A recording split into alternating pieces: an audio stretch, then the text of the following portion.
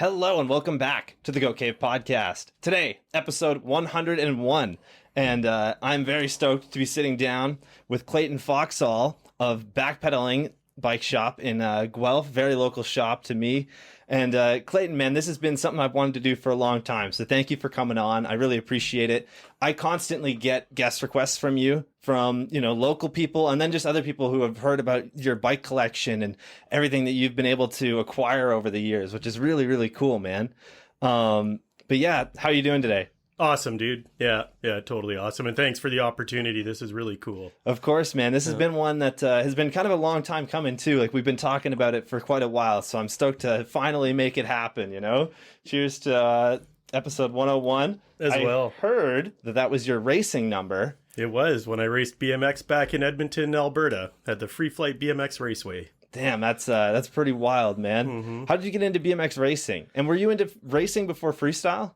I was. There was really no freestyle back then. So, I guess for me, it all started when I was probably about 10 years old. My sister had a banana seat bike. I had a little road bike. I took her seat and sissy bar off, put my 10-speed seat on the banana seat bike, and went out to the local construction site and built this sort of mocked up roll-in that went into a foundation and then came out on the other side, and that was it, man. I was hooked ever since. It was just super awesome. Hooked on two wheels for sure. That's awesome, man. It's so cool to just hear like how people get into riding. And I always feel like there's always that little bit of a DIY aspect of like, it's either two bricks and a board, or like you're just making a tiny little jump out of dirt, whatever it takes, right? 100%. Yeah, whatever you can do it. to have fun. That's it. Man, fun on two wheels. That's your motto, is it not? Two wheels, one love. Hell yeah. I love it. Oh, man. So you said the first bike that you had was that banana seat bike from your sister, right? Yeah, you got it. And I basically took it down to this construction site. I bent the handlebars on it. I brought it home. My sister saw that her bike did not have the original seat and sissy bar on it. The handlebars were bent. She started crying. My parents came out and lost their mind on me that I wrecked her bike. And I was just like, I like jumping. I don't know. So my mom worked at Canadian Tire, and I got my first BMX bike then, $79. Oh man, that's pretty wild, eh? Yeah. It's funny to see like just the different prices of bikes over the years, right? Because I think everybody, when they get into BMX, probably starts with a pretty like decent size or decent bike nowadays. Yep. When I started, it was literally the same thing. I paid $60 for a bike that had a bunch of rust on the chain and like no air in the tires whatsoever, and it needed a bunch of work before I could even ride it. Yeah. So, and if it was new, it probably came from Canadian Tire or Zellers or Sears, just very low end, inexpensive bikes. Oh, definitely. Yeah, but that's where we get our love for it. So. Yeah. So you grew up in Edmonton then?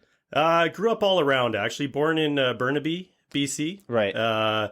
Lived in Calgary, Edmonton, Lethbridge, Alberta. My dad was in sales, so we moved every about 4 years in my life. Right. And but Edmonton's where I really found my love for BMX, I would say. I had a really good group of buddies. We all had our consumers distributing bikes or our super cycles, and that's where it started. We would just go to the local pits and jump and have a good time. Edmonton has a pretty wild skate park, if I'm not mistaken, too. At least the new one that's there. It's pretty wild. I'm pretty sure. I cannot remember the name. I think it's Millennium. Yeah, and I think that might be Calgary. Okay, yeah, that's Calgary. But it's crazy looking, right? Big full pipe. Yeah. And so cool. Literally one of those California parks here in Canada, which is like totally wild. It totally is. Yeah. What kind of kept you in Ontario then? Because you've been running backpedaling here for almost 30 years, 25 next year, right? 24 years next year. Oh yeah. Yeah, I started March 2000. So the last place I lived was Winnipeg. I would have been 20 years old. I had no job. My dad was transferred out to Waterloo, and so the family was moving. I tried really hard to get a job and maybe move out on my own for my first time, but just didn't have the means to do it, so I ended up moving out here. Right. And been here ever since, eh? I have, yeah. I liked bike shops. I liked the whole aspect of it and everything. And I did work in retail most of my life growing up as a kid, whether it was a sports check or sports experts or small independent bicycle or sporting goods stores. And yeah, so it came to the point in Winnipeg, I had no choice. I moved with my parents out here, and yeah, that was it, man. Yeah, just a good spot to be. Rode quite a bit back then for sure, and really met some really good guys in this area and had a great time. And yeah, just as I moved around a bit and again, working at small independent bike shops and that, eventually started my own. That's awesome, Really? man. Yeah. When did you kind of get involved with the bicycle industry? Because for me, right after I got really hooked on BMX, it was all I could think about was like, it would be so cool to work at a bike shop, right? Or just do something within the industry. For sure. Yeah. And then I ended up co-oping at 16 and just working at a bike shop pretty much every day for free, just so that I could get my foot in the door. What was anything like that similar to for you at all? Yeah, I guess my first job other than working at restaurants as a busboy would have been Sports Experts no, it wouldn't have. It would have been the Bicycle Barbecue Hockey Village was the name of the store. They sold bicycles, barbecues, and hockey equipment.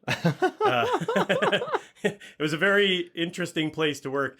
Yeah, it was just a local place, and I rode a lot back then, and just got to know the owner. And one day he offered me a job, and it was great. I wasn't really much into the barbecues, and I don't mind hockey. I'm not a hockey guy necessarily, but the bikes, I just really liked the bikes, and that was my first job working in the sporting goods industry, let's say.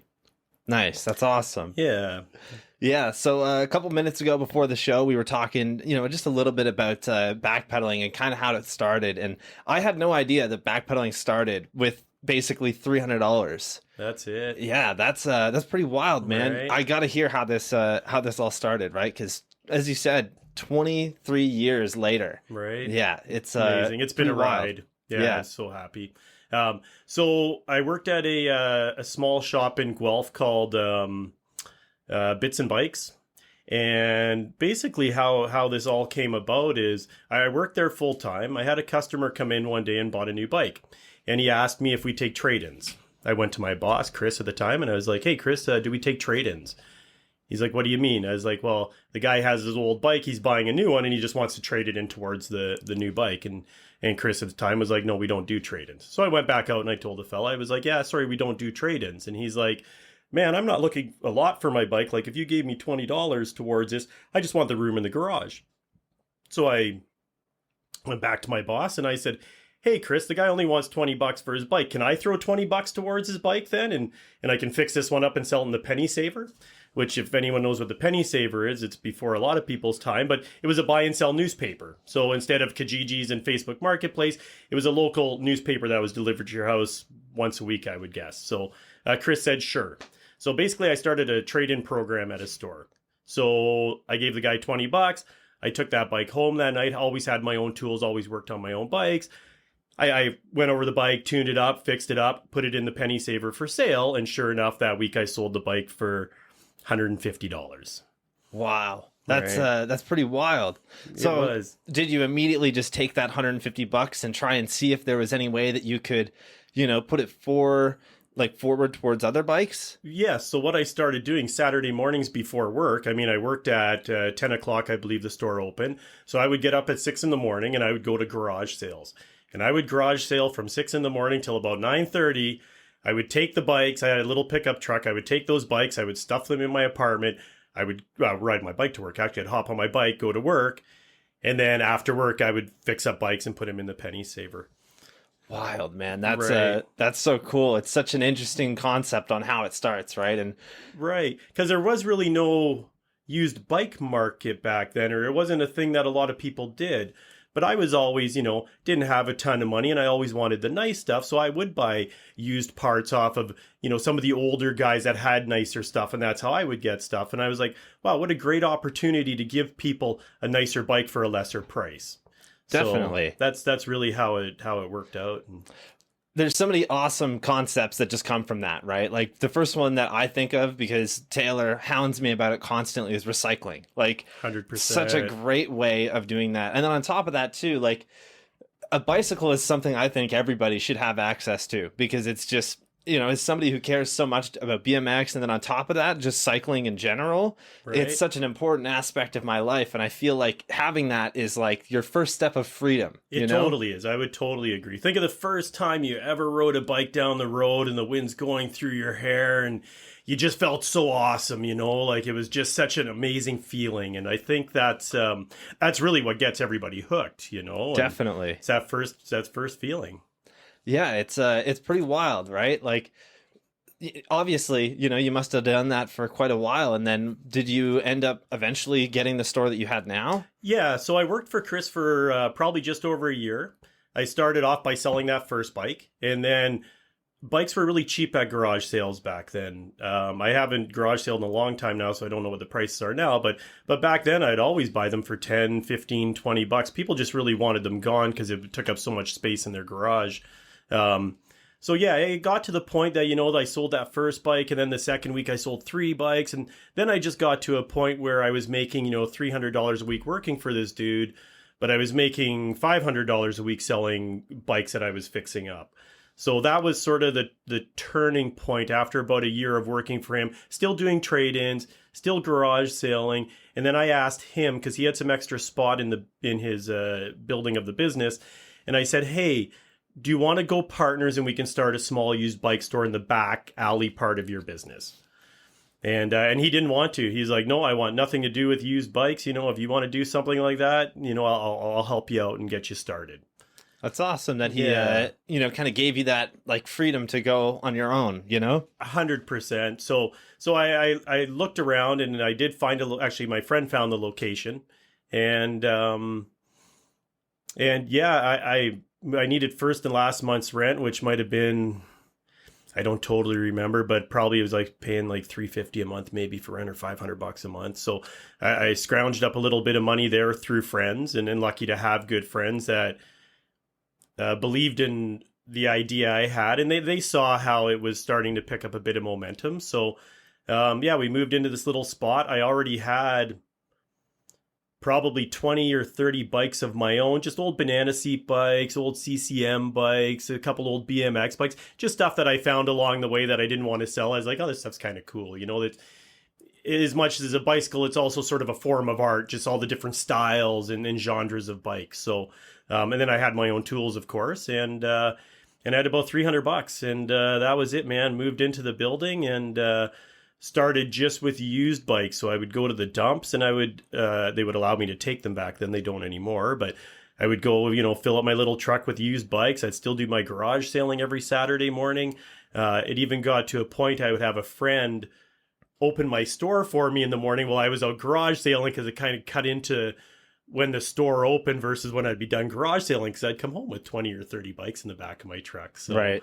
Yeah. Oh man, that's so awesome. It's such a rad concept, and the way that it all started is like so cool, Right? Yeah. And I would agree too. Recycling to me was a huge thing, right? I was always, ever since I can remember, I never bought wrapping paper for gifts. I always used the comic section out of the newspaper, because I was like, for one, maybe call it being frivolous, but at the same time, it seems so wasteful to me that you would go to a store, buy a roll of wrapping paper for $5, wrap up a gift, they would tear it off, throw it in the garbage, and that was it. I just never really understood that, it just seems so wasteful to me. So definitely. Yeah, my dad believes in that too, except he does something a little different. He just puts it in a plastic bag and then gives it to you.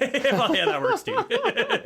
I love it. That's the new way of recycling, eh? It is, man. It is. And yeah, we're so wasteful as a society. I think it's do what you can.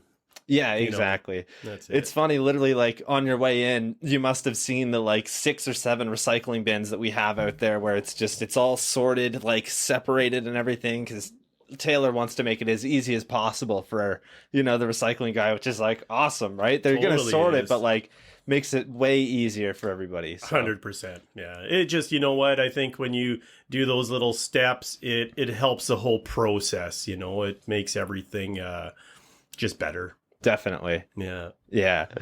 Oh man, I love it. Yeah. So when you ended up getting the location, is that the location that you have now? No, so we had the location now that we have, it's about 5,500 square feet. So I call it the Coliseum. Before that, my original location was probably, what would it be, 15 feet by 25 feet. It was really small. I always call that the cave, and now we're in the Coliseum. So we started off in that small little unit, and it was full. It was always full. I used space wisely. I had stuff hanging from the ceilings, the walls, the floor space. There's not an inch of space that's not unused, and it should be like that because you pay for this space. So yeah, we had that little unit to start, and it was just a one-man show. It was just me. I would be there till, I would get there at 9 in the morning most times, and I would work until 3 or 4 in the morning. I would literally go home, sleep for a few hours, get back up. But I was so excited to do it. It was like a new venture, and it was a starting point of something that I imagined to be much bigger. Definitely. So. And I feel like when it's something that you love so much, it really there's a lot of work that you put into it, but there's like a reason behind it, right? And it's not just like mindless work. Like you've always got a bigger idea in your head that you can kind of work towards, right? Absolutely. And it really was never like work in the first, let's say 10 years. It was just, I just really loved what I did. It was cool to get people on bikes, and it just made me really happy inside that I was doing something for myself and maybe not working for somebody else. I just, I really enjoyed it, and it was cool to see it growing over the years as well. Just very fulfilling. Definitely. Yeah, it's so cool, man. I love it. So eventually, you end up getting the location that you have now. And what I love is that a moment ago, you were just talking about how, this small little location, you had it packed. Right. And the massive location that you have now is absolutely packed. Right. It constantly has, you can hold upwards of 1,000 bikes there easily. That's a normal thing, is that you'll have 1,000 bikes in stock. And they're stacked 3 high, which I love. Right. It's such a, it's so cool just to see how many bikes are in there, right? And when you see those 3 high bike things, it's normally at Walmart, and they're all kind of meh bikes. But the bikes that you have there are all top of the line, or they're old vintage bikes, some of the best BMX bikes, some of the best beginner bikes, and everything. And then it's all stacked to the ceiling again, which is so cool. It is, and when I started in mine too, I never wanted to not allow someone not to have a bike. So we would have our good used bikes fixed up, tuned, ready to go for starting at, back then it was probably starting at $50 a bike. It's a little different nowadays. But yeah, we would start at a $50 bike, and we literally would go up to back then maybe a $5,000 bike, new, used, and everything in between. And then the vintage bikes was just, there wasn't really a want for them. People didn't really appreciate them. I just really, again, liked them for what they were. So to hang them up, it just added coolness to the store, I always thought. I really, the history of the bike to me is just amazing, how, where it started and to where it's come now. Some people would think a full suspension bike's a new invention in the last, say, 30 years. But the reality is, they had bikes with rear suspension and front suspension back in the late 1800s. So Wild. It's not new. It's better. Things are better. The materials are better. They're lighter. It's more reliable. But the bike's been reinvented so many times, So it's really cool to see the whole progress and definitely. What's happened over time, right? So sick. Yeah, absolutely. And what I love too is again, being such a big cycling advocate myself, there's so many different styles of bikes and so many different weird creations that people have been able to do with bikes over the years. Obviously when I first saw a belt driven bike, I was like, what is this? 100%. This is the weirdest thing ever, right?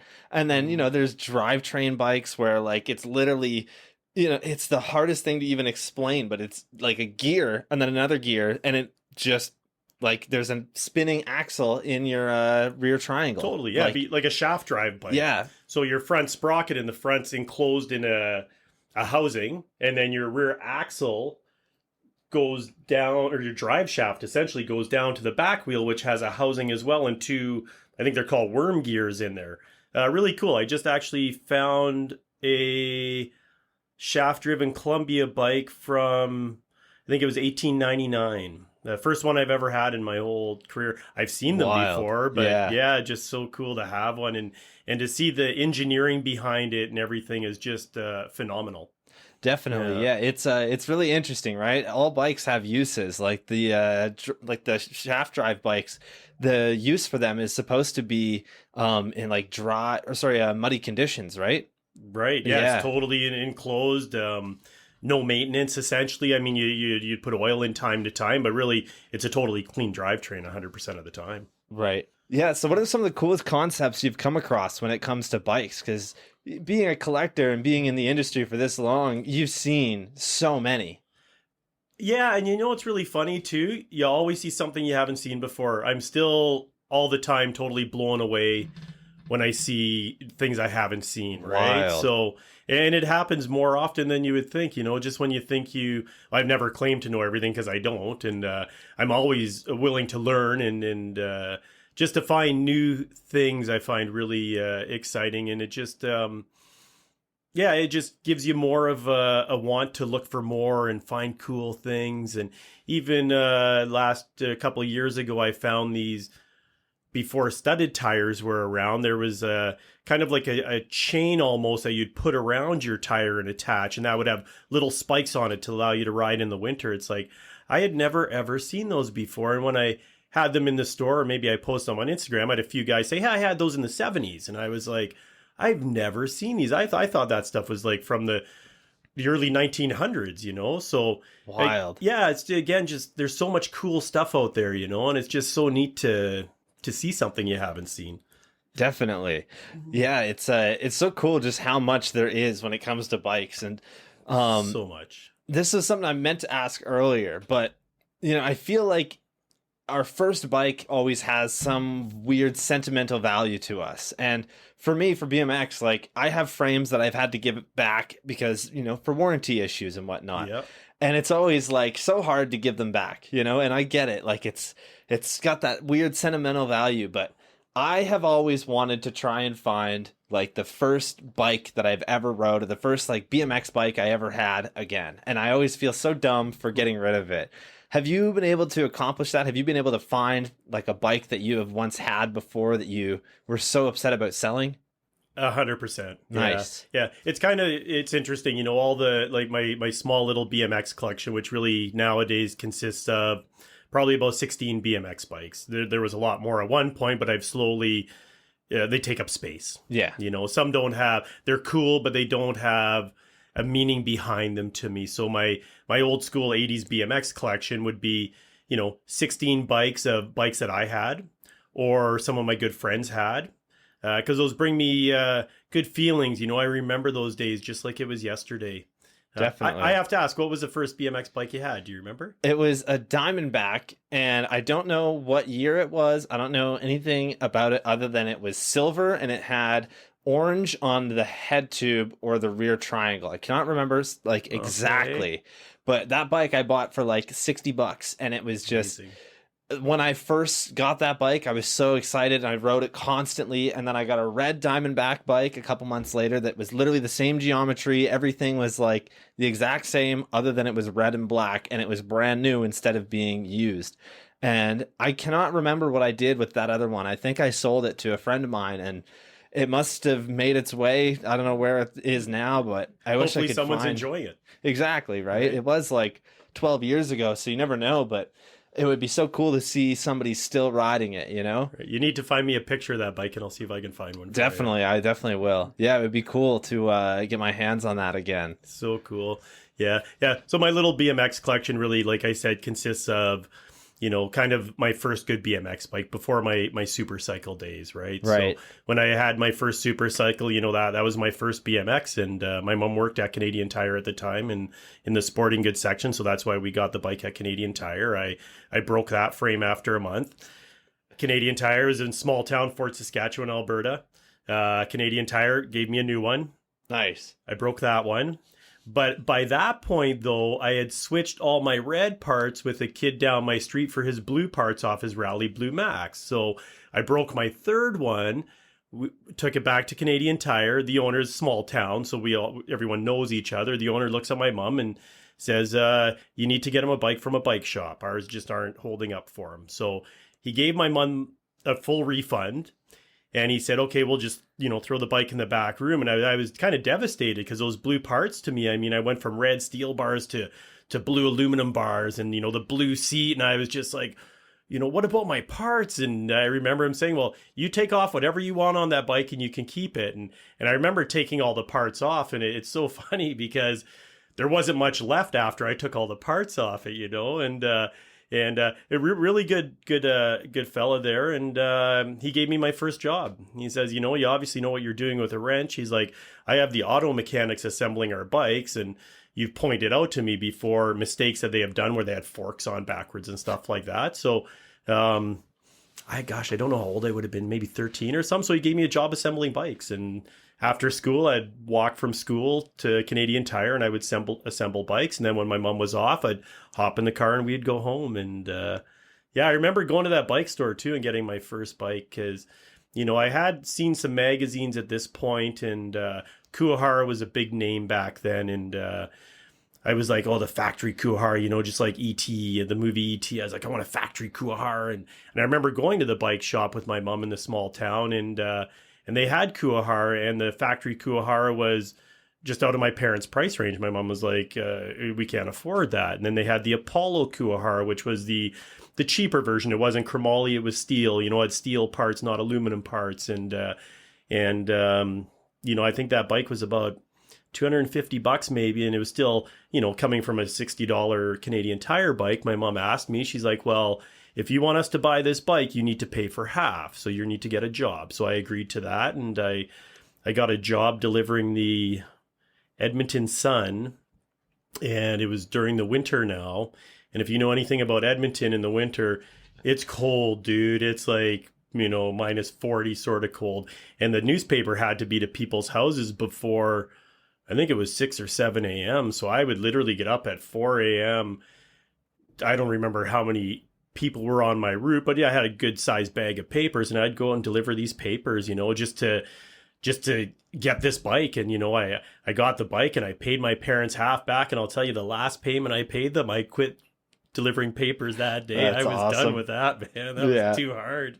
Oh man, that's hilarious. When I lived in this small little town called Chesley. I'm sure you've probably... I know where Chesley is. Yeah, for sure. So when I grew up there, very similar. I really, really, really wanted to just start being able to buy my own stuff. So I got a paper route, and then I got another one, and then I got another one, and I ended up basically like delivering papers to half of that town just so that I could make enough money to buy myself a dirt bike. Oh, so sad. And then, got it, still delivered papers, had to buy gas for it. So it was like just funny, me walking around with 2 paper bags around each shoulder, like for hours. Like I'd get off school and I would be going and picking up my papers at 3:30, and I wouldn't be home until like 7:30 most nights. And it's just funny to see like a 10-year-old doing that, Totally. I'm trying to think how many houses are in Chesley.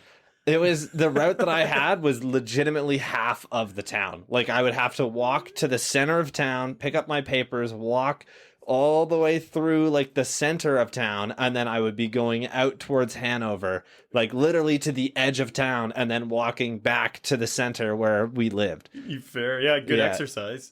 Oh man, I was definitely in shape for like 10 years old. Yeah, no doubt. No doubt. So awesome. Oh man. Yeah, and dude, it's so cool just to hear all these awesome stories, Yeah, thanks, man. I think we all have our stories, right? It's so awesome. Yeah, I just, I've always gravitated towards bikes since I was a young kid. And it's been a great ride, really the ride of my life. Absolutely. So fortunate, and I've met so many awesome people. And, I've never had kids, but I feel like I've had 100 kids, like I've seen so many of you guys and so many of my customers over the years grow up from these, little grommets that came into for their first BMX bikes. And now they're, mid-20s and racing cars and, have their lives and that. And it's just so cool to see everything. Right. And absolutely. Mm-hmm. Yeah. I think I actually bought my first aftermarket BMX frame from you when I was I think probably 15 years old. My dad and I came in and we were talking to Glenn, who at the time was working at the shop. Yeah. And he sold us on a Sabrosa double top tube frame. It's right behind you. That one is the warranty one, Right. which is like so cool, you know? Right. It's so sick. I honestly wish that I would have been smart enough at the time to be like, don't break it, just hold on to it, because this one's broken. And like, I guess I could potentially build it up and not ride it. Like, it would just be, you know, I'd go to the store, grab your thing, and go bike. Sure. Yeah, But like, man, I wish I could ride that thing like occasionally, you know? right. It was such a dope bike. I love it. They are sick. The DDT. Yeah. I wish Sabrosa would make some more of them. So. DTT, I think. Double Yes, top tube. double top tube. Yeah, so Ryan Shear, I know you're listening. You should make some more of those. Yeah, it's so sick. Yeah, Ryan's a big fan of the show. Oh, so awesome. Oh man, awesome. I love it. He messages me all the time, which is like really cool. Oh, you know? so sick. We have a poster of him in our bathroom That's sick. at the shop. That's rad. I Yeah. love it. Yeah, it's so cool. Oh man. Yeah, it's been wild, man, just to see how big the shop has gotten, and just like it's crazy to think, you know, I was one of those kids that was like coming in 100%. and like I've literally known you for half my life just for as like, you know, the bike guy, which is so cool. Right. And it's cool for me. Like I remember you coming in that day. I remember you buying that frame, and over all the years, just seeing you grow as a human and as an adult too. And then, you know, to do your own thing with fuck asses, and then the goat cave. I just, you know, kudos to you, man. That's it. Like, do Thanks, what you man. want to do and follow your dreams, you know? And, I think when I started the shop, I remember, you know, some people are pretty mean, and I had customers that would come into the store and just tell me straight up, like, this isn't going to work. Like, you're wasting your time and stuff like that. And, you know, I just never listened to them. I was on my mission, and I knew what I wanted to do with try to do anyways, right? And unfortunately, it turned out for me. So it's really funny though, because now I still have those people as customers. The ones that doubted me back then. And now they're praising me like, wow, you've been around 23 years. Good for you. And it just makes me feel good, right? Yeah. Yeah, it totally does, man. Like, Yeah, it's funny, right? Because like, I don't know, I get that too. You know, I definitely get people that are like, won't support the show, won't do any of that. And that's okay, man. I always just put it off as like, they're just not into it, right? Yeah. And that's okay. Like, you don't have to be. But just to see like everything grow is really cool. Like, it really is. Definitely. Yeah, so obviously we got to talk about your bike collection. You have one of the biggest bike collections almost ever, I would say. Like, in theory, the amount of bikes that you have and like the range of bikes that you have is so fucking cool. Like, thanks, man. There's so many.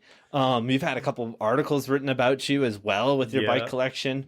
So what kind of made you start to, you know, pull some bikes off the floor and say, no, I got to keep that? You know, I think because there became a point in time where all of a sudden a lot of people got interested in collecting. So I was pretty easy to sell stuff. And, you know, my return on my investments, let's call it, was pretty good. You know, I picked up that old bike for $50 and a guy wants to give me 200 now. I'm like, okay. And, you know, things started leaving too fast. As more collectors found out about me, they would literally come to the store and leave with a car full.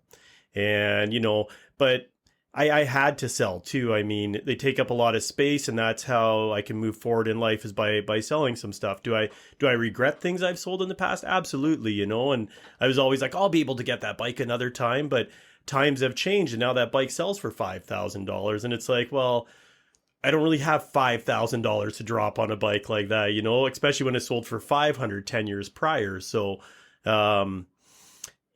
yeah, it's really, it's really cool, and it's been hard. But like I said, you know, I got rid of things, and just in the last few years now, I have another building not at the store that I've been taking my collection, let's call it, and putting it there. Because that way no one can see it, and I don't get the temptation to sell it. Definitely. Either, you know, I had a fella come in probably about 3 years ago, and he was looking at my really early bikes, sort of late 1800s, early 1900s. And these are really cool pieces of history, man. These were really unique bikes with like rear suspension and just just so cool and so innovative for the time. And the guy came in and he asked me the prices of 10 bikes I had on the wall or up on the rack, and I was like, well, I want 2,000 for that, I want 2,000 for that, and 1,000 for that, and whatever. He's like, okay, give me 5 minutes. And he thought about it. He's like, okay, I want those 5 bikes. And I was like, to myself, I was like, wow, that's like $10,000 he's gonna give me for these bikes. I was like, for sure. And I pulled them all down and I sold them to him, and he left, and I put the money in the till. And at the end of the day, I looked around at the store and there was an emptiness now all of a sudden, like these cool piece of history. And they went to a good person that's going to preserve that history and pass it on through the years. But, there was a part of me that I felt bad doing it afterwards. What do they call that? Like, just regret, you yeah, know? Dude. Yeah, I was really kind of bummed. And, I put the money in the bank and that's what it was. But at that point, I started taking bikes out of the store and putting them away just so I wouldn't have that temptation. Yeah. And, yeah. Yeah, some of the bikes that you have, man, like you literally own a penny farther bike, do you not? Yeah, penny farthing. Proper terms, an ordinary. That's what they're originally called. Wow. Yeah, penny farthing would be the slang term, or high wheel would be the slang term. Right. And I learned this through all the old guys I've met over the years. When I first called it a penny farthing, and they just looked at me like, what are you calling it that for? Like, that's not what it is. And I'm like, that's what I thought it was, So, yeah, pretty fortunate. I have 2 original bone shakers from, you'd be like 1830s to 1850s. So, they don't have any maker's marks on them. They would have been blacksmith made. Wow. One came out of a barn in Keswick, Ontario. The other came out of a barn in Orillia, Ontario. They're old. They're really cool piece of history. They have like the wooden wheels, like a wagon wheel almost, and stuff like that. Those would be the earliest ones I have. And then from there you get into penny farthings or ordinaries. I have 2 of those left right now. I sold 3 or 4. And again, looking back, I was like, I kind of wish I would have kept them. But again, to sell that stuff, that's allowed me to expand the store and just do more. So it's part of growth, right? Definitely. And I really go from 1830s right up to, I like the 80s. That was a big time for me. So those 80s BMX bikes, those 80s mountain bikes, and not that I rode a mountain bike in the 80s, but I like the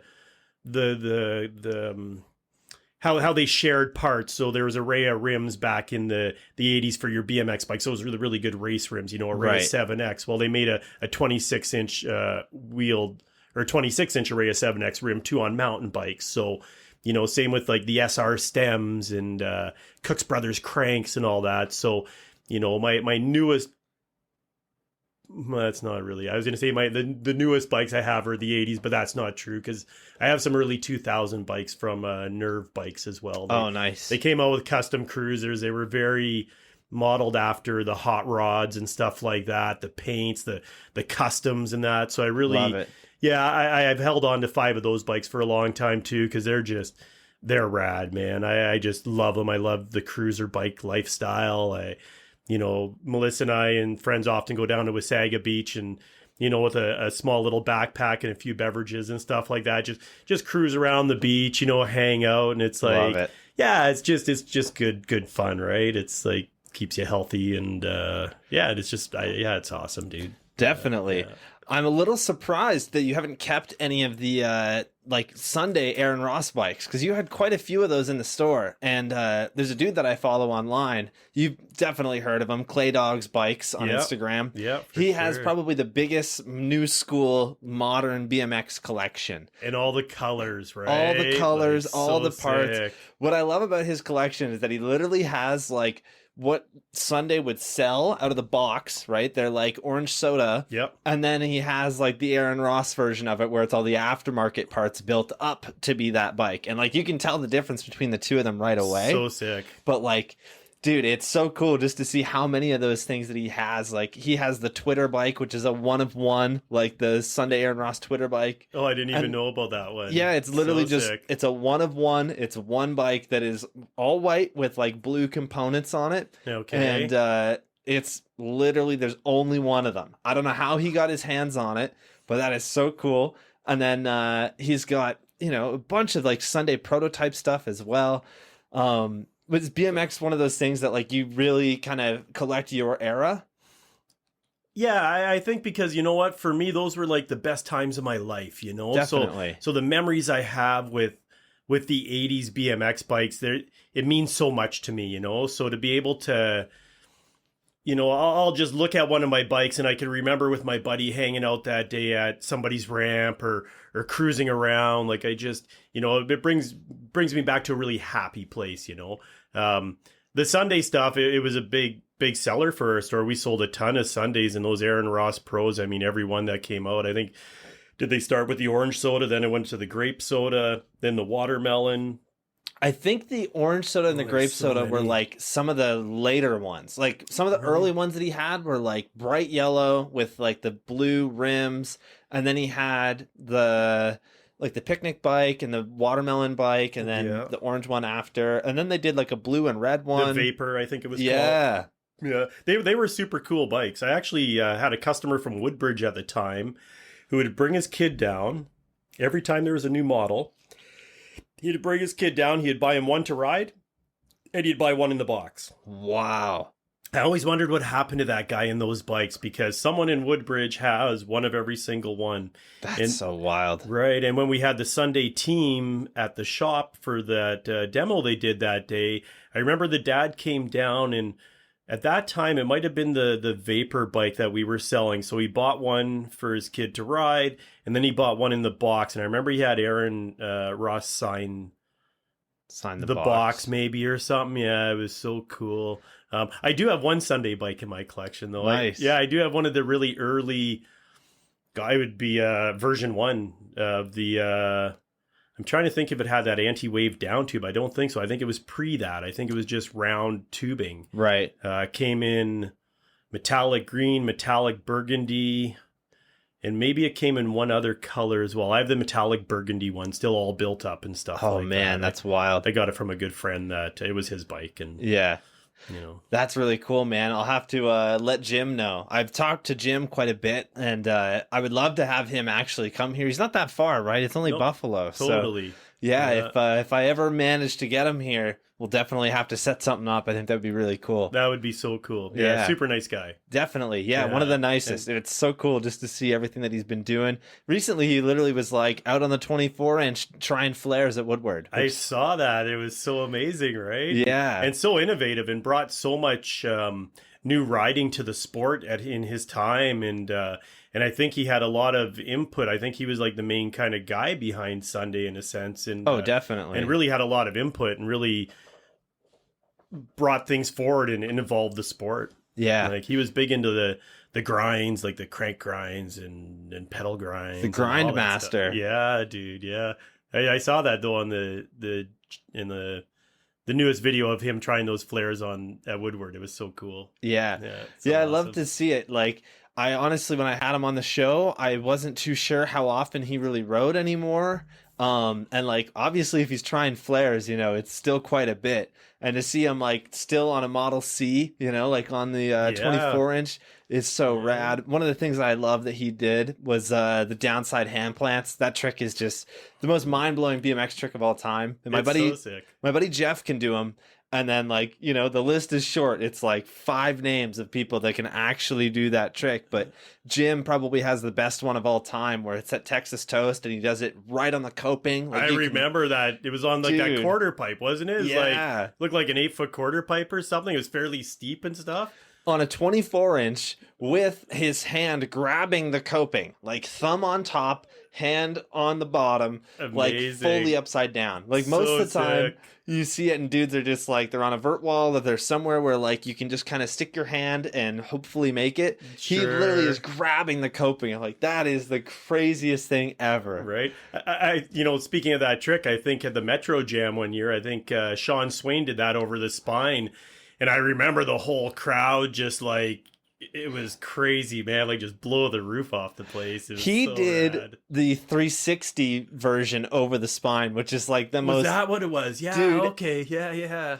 That clip is the most mind-blowing thing ever. Like, whenever I see that, I'm always so fucking blown away.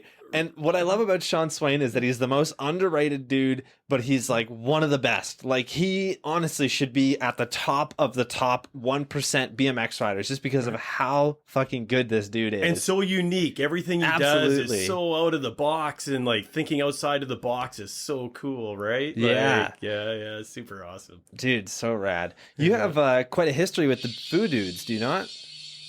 Well, yeah, you know what? I met all those guys. I met the Hort brothers. They were probably, I don't know their exact age, but Glenn was the oldest. He would have been maybe 14, and then Mark was 13, and Paul was maybe 12, and their dad lived in Guelph, so they would come up and visit, and that's how I met them when I worked at Bits and Bikes, and just awesome kids, right? And then I met a few of their other friends, Chris Orbell and then Lee Dennis, and these kids would come and, you know, we'd ride on the weekend. And I remember taking all those guys on their first road trip. Me and Glenn Vanderhayden took all these, like, I don't even remember how many were there, man. There must have been like 10 of us or something. We piled in vans, and I think in my truck there was myself, Glenn, Chris, Lee, and I don't know, Ivan, maybe. I don't remember, but it was so awesome because the first thing they wanted to do was stop at a Walmart. We stopped at a Walmart. They went and bought a TV and a VCR or a DVD player or something, and they were playing videos the whole way to Montreal. I'm sitting there driving, and there's a flat screen, would have been a small flat screen in the passenger seat, and they're all watching these videos. And I remember driving and watching these videos at the same time while driving, and I don't remember exactly what BMX videos they were, but there'd be like a section of a street, and all of a sudden it would kind of fuck me up because I'd be like watching the video, and it's like all of a sudden there's 6 lanes, and I'm like, whoa, and I'm like, holy mackerel, what's going on? It was such a good time. It was really a good time. But yeah, we took all those guys on their first road trip, really, and yeah, it was fantastic. We went to Boucherville, to that school there where there are all those flat banks up against the brick walls. Wall ride school. Yeah, right. Awesome. So sick. We went to the Expo Center where there's that underground tunnel, that sort of full pipe that comes out to like 2 small quarters on the end. And definitely. Yeah, it was really cool. But yeah,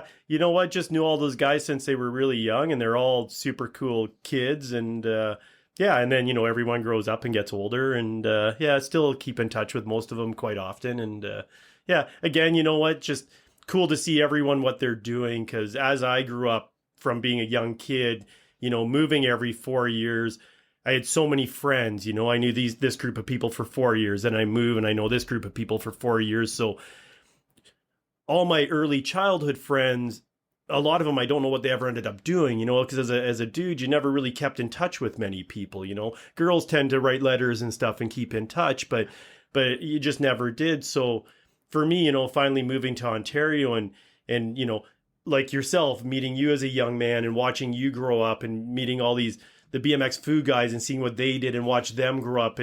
It's cool to me, you know, because they're really all of you guys. It's cool feeling for me to see everyone grow up and see what they've done with themselves and just to see how good everyone's doing. So yeah, definitely. Yeah, it's so cool, man. Yeah, it's pretty rad, man. Yeah. That's what I love about BMX too, is that it's like these are all lifelong friends that I've made, you know, and it's all because of one 100%. thing. And I've talked to people in the past just about like, it's so interesting how BMX works in the way of like, it's one thing that connects so many people. Like there's so many people that I'm friends with through BMX that I never would have ever been friends with any other time. You know what I mean? 100%. Like just different things that we're into completely. And the one thing that connects us is that, you know, bikes essentially. That's like, it. Yeah. So true. Yeah. So true. And I think too, like filming over the years with all of these guys too is like something that like you're really, I don't know, you're kind of giving yourself to them in a way. Like you're putting everything on the line for certain clips, and like, you know, you're going through it all together. Like I feel like I have such a strong bond with like Jesse, of course, like Dzikowicz, who we filmed constantly. Who's amazing. Yeah, dude, such a shredder. Oh yeah, so absolutely. good. So good. Yeah, Jesse's he's an animal, man. I love it. He's always got that drive in him to just like, it's enough. It's so weird, man. This dude is like, he's got the drive in him to just push forwards on the things that are like the scariest. And like, it's always when you bring out a camera is especially when he's like, all right, it's on now. Because he starts So thinking of sick. like how it's gonna look and like how stoked he'll be when he actually gets it. And Right. like, dude, again, one of the best dudes to film with because like he's always willing to send, he's always wanting to try stuff, and he's also like, it's easy to go through the stuff with him. Like being behind the lens, like, yeah, there's a lot of stuff that you have to focus on, but at the same time, I'm like, the last thing that I want to see is one of my best friends get hurt, right? Like 100%. he tried this wild 180 wall ride, half cab out at the jam a couple years I ago. remember that. Yeah. Yeah, he broke his foot, and it was like, dude, there's photos of me like looking at his foot, just like, oh my god, just so stressed. Like, dude, I can't believe this. Like, this is so hard, right? And Totally. it's just one of those things that, like, when you ride BMX, especially, you're gonna have some crashes, and some are gonna be worse than others. And I feel like if you've ridden BMX for 10 years, like Jesse has, without Yeah. any significant injuries, Right. your time is up, right? Doing Like, it's pretty gonna good. happen. Yeah. It's those Hawaiian shirts, I think, that keep Oh, him going. definitely. Yeah. Yeah. I think I sold him his first BMX bike, or You did. real BMX bike. I think it was a green Hoffman. I don't remember the model, but yeah, I totally remember. Remember, you didn't like the color, and I was just like, "No, you need to get this bike." Yeah. It's so awesome. Yeah, he rode that bike for quite a bit, and then he had a oh my god, what is the brand? Oh, Scavenger. He had a Scavenger frame, the 2125 that he had got from you, and he rode that thing to the fucking ground, man. That thing, like, he broke it in the end, and that's like pretty wild, Yeah, not surprised to see him break things. Yeah, Yeah, definitely. he goes big, and yeah, it's super good amazing style. Yeah, Style points all the way, just everything, and just all around a really great dude for sure. definitely. Yeah. Yeah, man, it's pretty cool to see, like, just how big of a hand you've had in our community, right? Just through like BMX and selling people some of the like their favorite bikes or, their first bike and getting them into the like scene, right? And obviously the luxury guys is like, that's a huge Guelph scene. Those guys are unreal. Like, I always think like, oh man, we kill it. Like when I filmed Space Goats and I put it out, I was all stoked. It's like, man, we really killed it. And then I see these guys, I'm like, holy fuck, man. Like these guys are on a whole nother level, Right, yeah. I think it's really cool to see the camaraderie and how all these groups come, BMXFU, Luxury, you guys, it's just, it's really cool to see that group of people come together. It's like when I was a kid, we had the Street Stylers. That was our group, so Yeah. But it's cool because you're all in it for the same reason, you're just Definitely having a good time, man, living life and enjoying bikes, really. Like, Oh, it's absolutely. so rad. Yeah. The one thing I feel so fortunate about is being able to see BMX from when it started on banana seat bikes to where it is now, like how often in a lifetime is anyone able to say they've seen the inception to where it is? Like, Yeah. I remember when I was 17, 18 years old thinking, man, where's it going to go from here? Like the first tail whip air I saw, I think it was Joe Johnson when he was riding for GT bikes in Winnipeg. They came and did a demo there, and it's like that dude did a tail whip air, and it was just like, it was fucking mind blowing, like we were doing them on the ground. It's like, wow, this dude just did it in the air. And you look nowadays, it's like guys there's probably quadruples happening out there, I would imagine. Right. Definitely triples for sure. Like, Yeah, the you quad know? whip, Mike Spinner did that years ago. That was like, we talked to him quite a while ago, but Mike was like, that was pretty wild to do a quad. And I don't even know what it would be. I guess it's a quint whip, but a 5 whip has literally happened. Logan Martin, obviously gold medalist of the Olympic Games. He did one on like the sketchiest setup because he's Australian. So that's just how it works. It's literally like a jump and then just like a resi landing, but no deck whatsoever. So it's like, you have to make this. And he did one.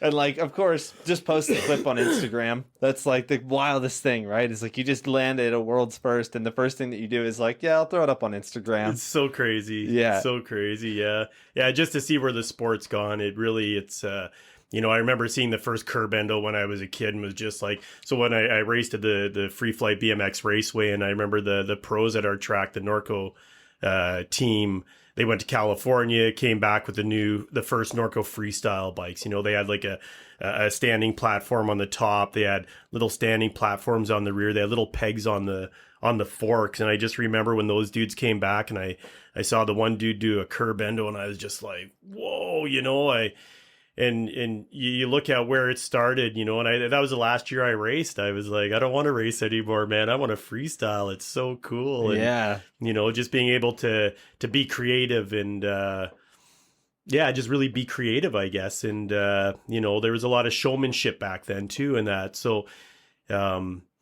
just super cool. You know, I think about those days and those times, and I'm just blown away where the sport's gone. You know, like you could consider a curb endo a freestyle trick or a flatland trick. And, you know, I do follow a bunch of different flatlanders and stuff like that. And I'm always just amazed. There's that guy from Montreal. Was it Matthew something or Mathieu? Matisse Andois? Yeah. He is from France, I thought. But was he? Okay, I thought he was from Quebec. Yeah. Maybe. I might be wrong. Yeah, but regardless, it's like, man, you watch that dude, and I mean, there's so many great flatlanders out there. I don't want to take away from any of them because they're all awesome. But that dude, just when I watch what he does, it's like it's so hard to even fathom what's going on. You know, like when I was in Flatland, it came to the point where you're linking different tricks together, and this dude does like, I don't know, man, 80 tricks in a run or something, and it's so fluent and so amazing, right? Just so definitely. awesome. So cool. Yeah, what I've always found is really interesting is that, like, when it comes to BMX, I feel like most people look at BMX as like street riding, park riding, and, you know, riding trails. Yeah. When, like, in reality, there's this whole other side of BMX that is just flatland, where like 95% of the dudes who ride, like, you know, modern, like normal BMX would not be able to name off a single trick. Yeah, for sure. Yeah. Flatland's very in its own category. It is. Yeah. You know? It's wild, right? It's almost like this. It's got a cult following, and I feel like everybody who sees it from the outside knows just how impressive and how fucking difficult these tricks are.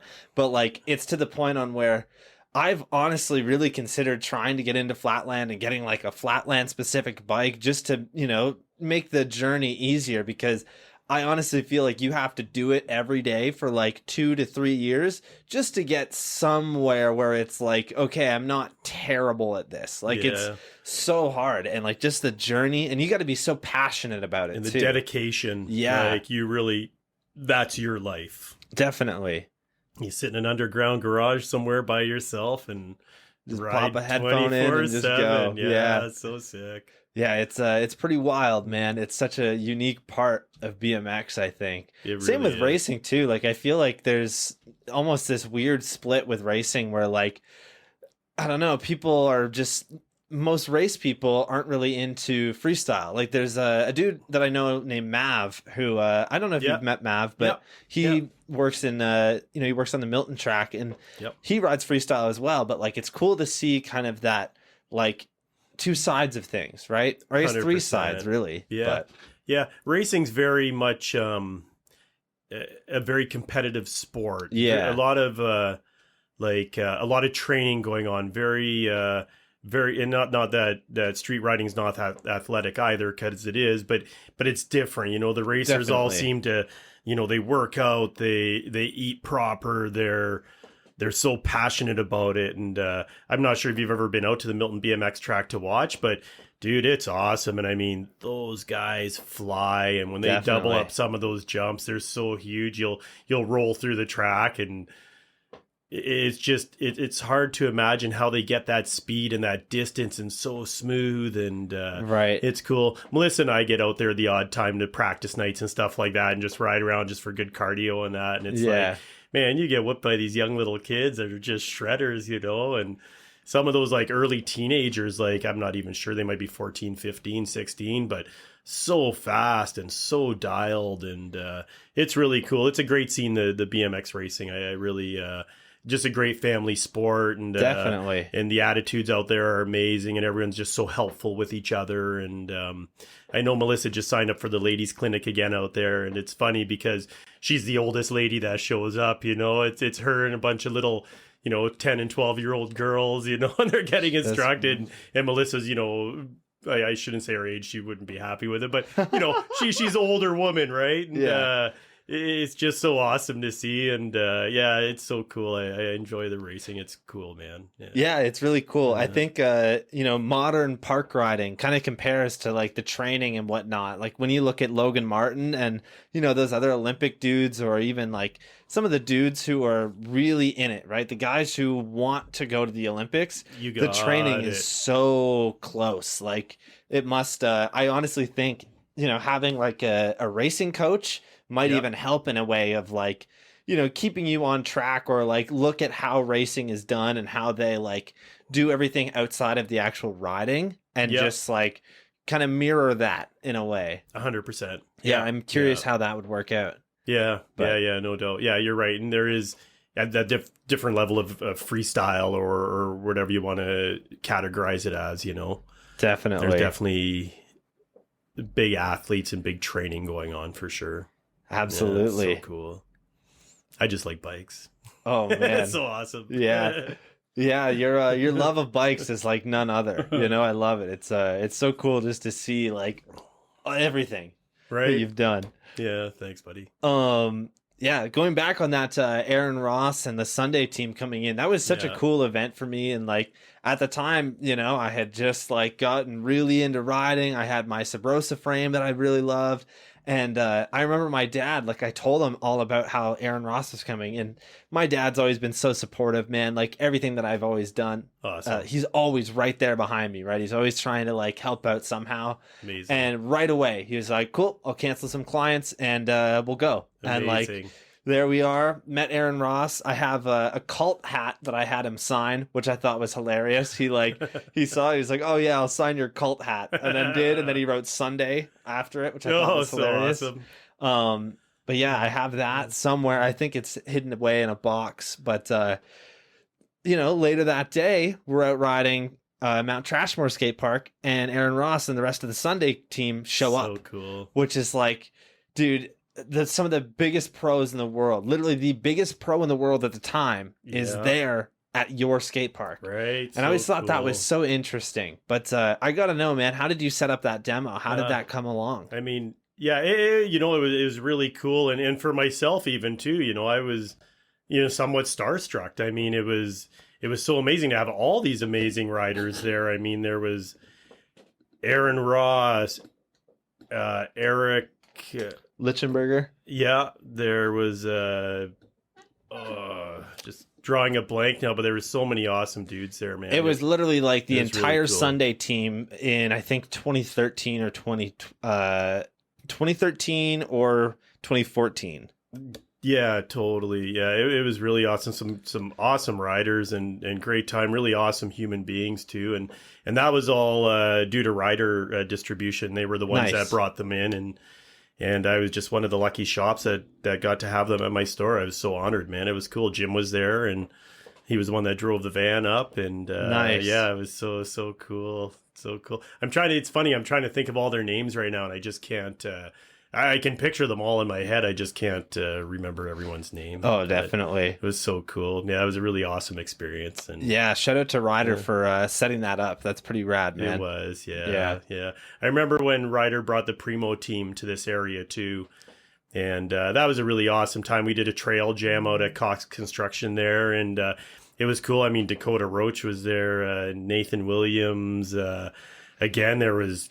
8 dudes that were, again, it was so awesome, right? Like these are guys that you see in the magazines and the videos, and to have them at your local trails and just ripping it up was amazing. And I remember Dakota, because I had the ramps in the backyard at that time, and everyone came back to the house, and we had a big barbecue and that, and then they rode till like the early hours of the morning. I don't know, 3 a.m. or something. I think neighbors called the cops and thought we were having a wild party, and it was just these 10 dudes just killing the ramp. And yeah, it was really a cool experience. And dude, that is so wicked. Cool. So the video that you're talking about is like one of my favorite videos of all time. It's the Primo Strange Crew video. That's right. And that's right. I have seen that clip of those dudes riding the backyard ramp, and I have known since the day that I saw that clip, without having any influence from anybody else, I was like, that's Clayton's ramp.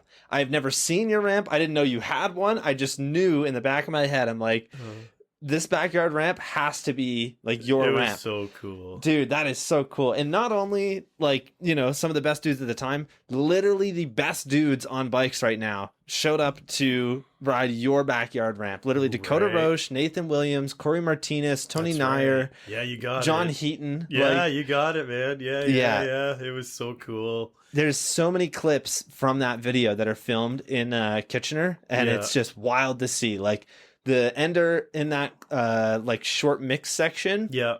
It's Nathan Williams, and he does an overpegs grind on the 16 stair rail at UW. And at the time, there was a pole sticking out of the ground at the bottom. Okay. I have jumped that stair set on a bike. And then another kid that I know, I brought him there, and he tried to jump it.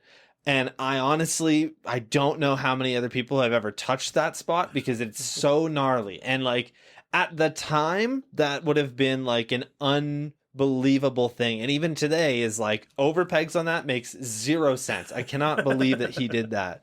But again, there's so many clips from just like this area from that like time. So Totally true. yeah, shout out to John for setting that up then. Yeah, it was sick. Yeah, It was so awesome. Love it, man. Yeah. I remember finding Corey Martinez in my basement that night. I couldn't tell you what time it was. Late at night. We were having a good time, and I just remember the light to our basement was on. We live in a house that's, from the turn of the 19th century, so it's old, and the basement's really like cobblestone or like limestone and really old and dungy sort of. And he had his camera out, and I remember seeing the light on in the basement. I was like, "Oh, hello, is anyone down here?" And Corey was down there, and I went and just shot the breeze with him a bit, and he was just taking pictures of like the weird stone on the wall and stuff like that. And I was just like, how cool is that Corey Martinez was in my basement, man? Yeah. Like, so That's random. hilarious. It was so random. Oh man, Yeah, that's pretty wild. It was. I've had Drew here, like Drew Bazanzin. He did the So podcast cool. here, and that was like a pretty big moment for me, because it's like Absolutely, one of the man. people that he's by far in the top 5, top 3 best Canadian BMX riders of all time. Absolutely. And like he literally sat in that chair right there, Right. and like that's pretty mind blowing to me. I made him sign a can of Red Bull too, which I thought was so hilarious. sick. And then I've got his there's a cover of Ride that he had that I had him sign, and then I put it in one of my vinyl bags and taped it so that it will never get messed Killer. up. So Yeah. Nicest dude in the world too. So humble. absolutely. And such. And speaking of athletes, I mean, that dude was an athlete too, right? Absolutely. To this like day, tra- still is. 100%. Yeah. Yeah, after his car accident, he is nonstop thinking of like how to get back on a BMX bike, and that is like one of the most inspiring things to me. He You know? is. Yeah. I find really it so cool. inspiring as well. I think it's awesome, and he'll win his journey. Oh, absolutely, Yeah, definitely. Yeah. Really curious too, because he came out to your jam that you had at the shop a few years ago and just absolutely killed it at the time. I thought that was really cool. The quarters that he was riding were the rider quarters, were they not? They were. Yeah. Nice. Yeah. I had bought those off Ryder when they needed more room in their warehouse, and I kept them in a warehouse close to the shop, and we'd pull them up for events and stuff like that. And then eventually I moved them up north into a building that I had built, and had a our own little bike park, let's say, and it was a lot of fun. But same thing, business grows, and I need room to store stuff, and Definitely. the ramps only get ridden because it's not really local or easy to get to. So, things just get pushed aside, and I'd stuff under the ramps, and then all of a sudden it was around the ramps, and then all of a sudden it was time to move the ramps off. Yeah, they went to a good home though. They went to Kenny Oliver down in Niagara Falls. Oh, and, nice. Yeah, and that yeah. dude's an awesome dude, and I'm glad he got them, and they're set up in his backyard. I think they use them fairly regularly, so That's really cool. yeah, it's nice to see them get used and move along to the next person. So Yeah, so shout out to cool. Kenny, man. That guy is a shredder. good. I met him for the first time a couple years ago, and just like the nicest dude, right? We talked a bunch at the Niagara Falls Park, and then I followed him on Instagram, and right away he's like DMing me, and he's like, "Oh, hey, how's it going, man? Like, we got to ride sometime." He's such a rad dude. Yeah, Love they're all everyone's really awesome, I find, in the BMX community. So Yeah, it's hard to find somebody who isn't like hilarious or just like fun to be around in the scene, right, yeah. I That's love so it. Cool. I wanted to ask actually. So earlier we were talking a little bit about, you seeing like one of the first tail whips and like a curb endo and all that like Yep. awesome older like BMX stuff. Were you living in Ontario when Matt Hoffman did the 900? I wasn't. No, I would have probably been. When was that? In the late 90s? That was late 80s. It was 1989. He did it in Kitchener in Waterloo at the university. That's right. No, I was living in Edmonton at the time. Ah, man. I've watched that video 100 times, so it's so awesome, man. Yeah, I wish you were there for that. I have a couple buddies who were, and apparently, just one of the wildest things ever. Like, obviously, right? Sure, yeah. It was such a new milestone, really. And yeah, I watched that video 100 times, just how everyone rushes the ramp and, just patting Matt on the back, and that was so cool. Yeah, it's so cool, man. It is crazy to think about the fact that he was 17 when he did that. And it's like first 900. And like, I didn't really realize that people in the 80s were like, really killing vert like that. Like, a 540 on a vert ramp is like one of the scariest things ever to me. Like dropping into a vert ramp is scary as shit. Literally. Yeah, true vert ramp is 13 feet with a foot of vert, right? The only true vert ramp that I know of in Ontario is at CJ's, the skate park, which is like, a private skate park, and they just started letting bikes in on Mondays. Which is totally cool. Yeah. Yeah, I was curious if they're still doing that. I hope that they are, because it's like such an awesome thing to be able to go and ride a vert ramp. Like nowhere else has that. It's such a hard thing to come by. Yeah, and it's funny because the 80s, vert ramps were a thing. Definitely. And there was guys that rode them, and you don't really see vert ramps anymore. That's one part of the sport that kind of, I mean, for a select few maybe still do it, but it's not common to see one at all. Yeah, definitely not. It's cool that like all the dudes who ride vert and really kill vert are like older dudes, right? Like Jamie Bestwick, and then obviously DMC. Sure. Like DMC just kills it on a bike. I don't know if you saw that clip of him, but he 360 down a 10 stair with a hat on, no helmet. Hat literally comes down halfway through, and he's doing it blindfolded. It's so scary. Like, oh my god, man. He's an animal. He did a 900 a few years ago at X Games. Amazing. Yeah. And such a good, well-rounded rider, that dude, too, right? Absolutely. Like, you look at the flatland he used to do back in the day, to the vert ramps, to street, just everything. He's such an awesome rider. Oh, of course, man. Yeah. Oh, man. So going back on your bike collection, I was really curious. How do you even find some of these rare bikes these days? Obviously, we talked a little bit about barn finds, and I feel like that's such a cool, like, thing that's not only just in collecting bikes, but like it's huge with collecting cars or motorcycles. Like you'll constantly hear about like somebody who found some crazy thing just hidden in a barn that hasn't been touched for 30 years. Right. Yeah, it's all about being persistent, following those leads, having conversation with people. When I first got into looking for old bikes, my dad had bought me a book, actually. My dad collected Christmas stuff. Cheers. Thanks, brother. My dad collected Christmas stuff, and, I was like, how do you find this stuff? And he was like, oh, like flea markets and stuff like that. And then he bought me a book for Christmas one year, was to how to find antiques. And it was really a cool book. I remember, one thing I remember in the book was go to a small town, go to the local hotel where people are sitting around the bar. Strike up a conversation, tell people what you're interested in. And in a small town, everyone knows everybody. So that's how it started for me. I went to, I think it was Elmira maybe, where I first went to the local hotel there, started talking to people, said, hey, you know anyone with old bikes around? I collect old bikes. And sure enough, someone sitting at the bar was like, oh, Bob down on side road, whatever, he's got a barn full of old bikes. So, you get up from there, you drive to Bob's place and knock on the door. And most people were pretty receptive. I only been kicked off the odd property. Right. But most people are pretty receptive. And, I went and I met Bob, and he was like, oh yeah, I got a bunch of bikes in the barn. I went in the barn, and sure enough, that's how it started, And then is anything for sale? A lot of hoarders out there, they don't want to sell anything, but, right place at the right time, or, some people too just want to make sure certain things get to the right people. So you start that relationship, and before you know it, Bob's calling you next week saying, hey, you know what, I am ready to get rid of a couple bikes. And then you go and you look through, and you just, I would always pick out stuff that I found interesting. There might have been other diamonds in there, let's say, that might have been worth more, but I was just interested in the uniqueness of certain things. So, but that's where it started for me, and was just going around, tripping around. And what a great way to waste a Sunday, than just drive around, talk to people, and you end up in the weirdest places. I mean, I remember Nick, that's the manager of the shop these days, is a good friend of mine, and he started helping me out in backpedaling probably 2 years into it, maybe. It was time I needed an employee. He left another shop, came and helped me.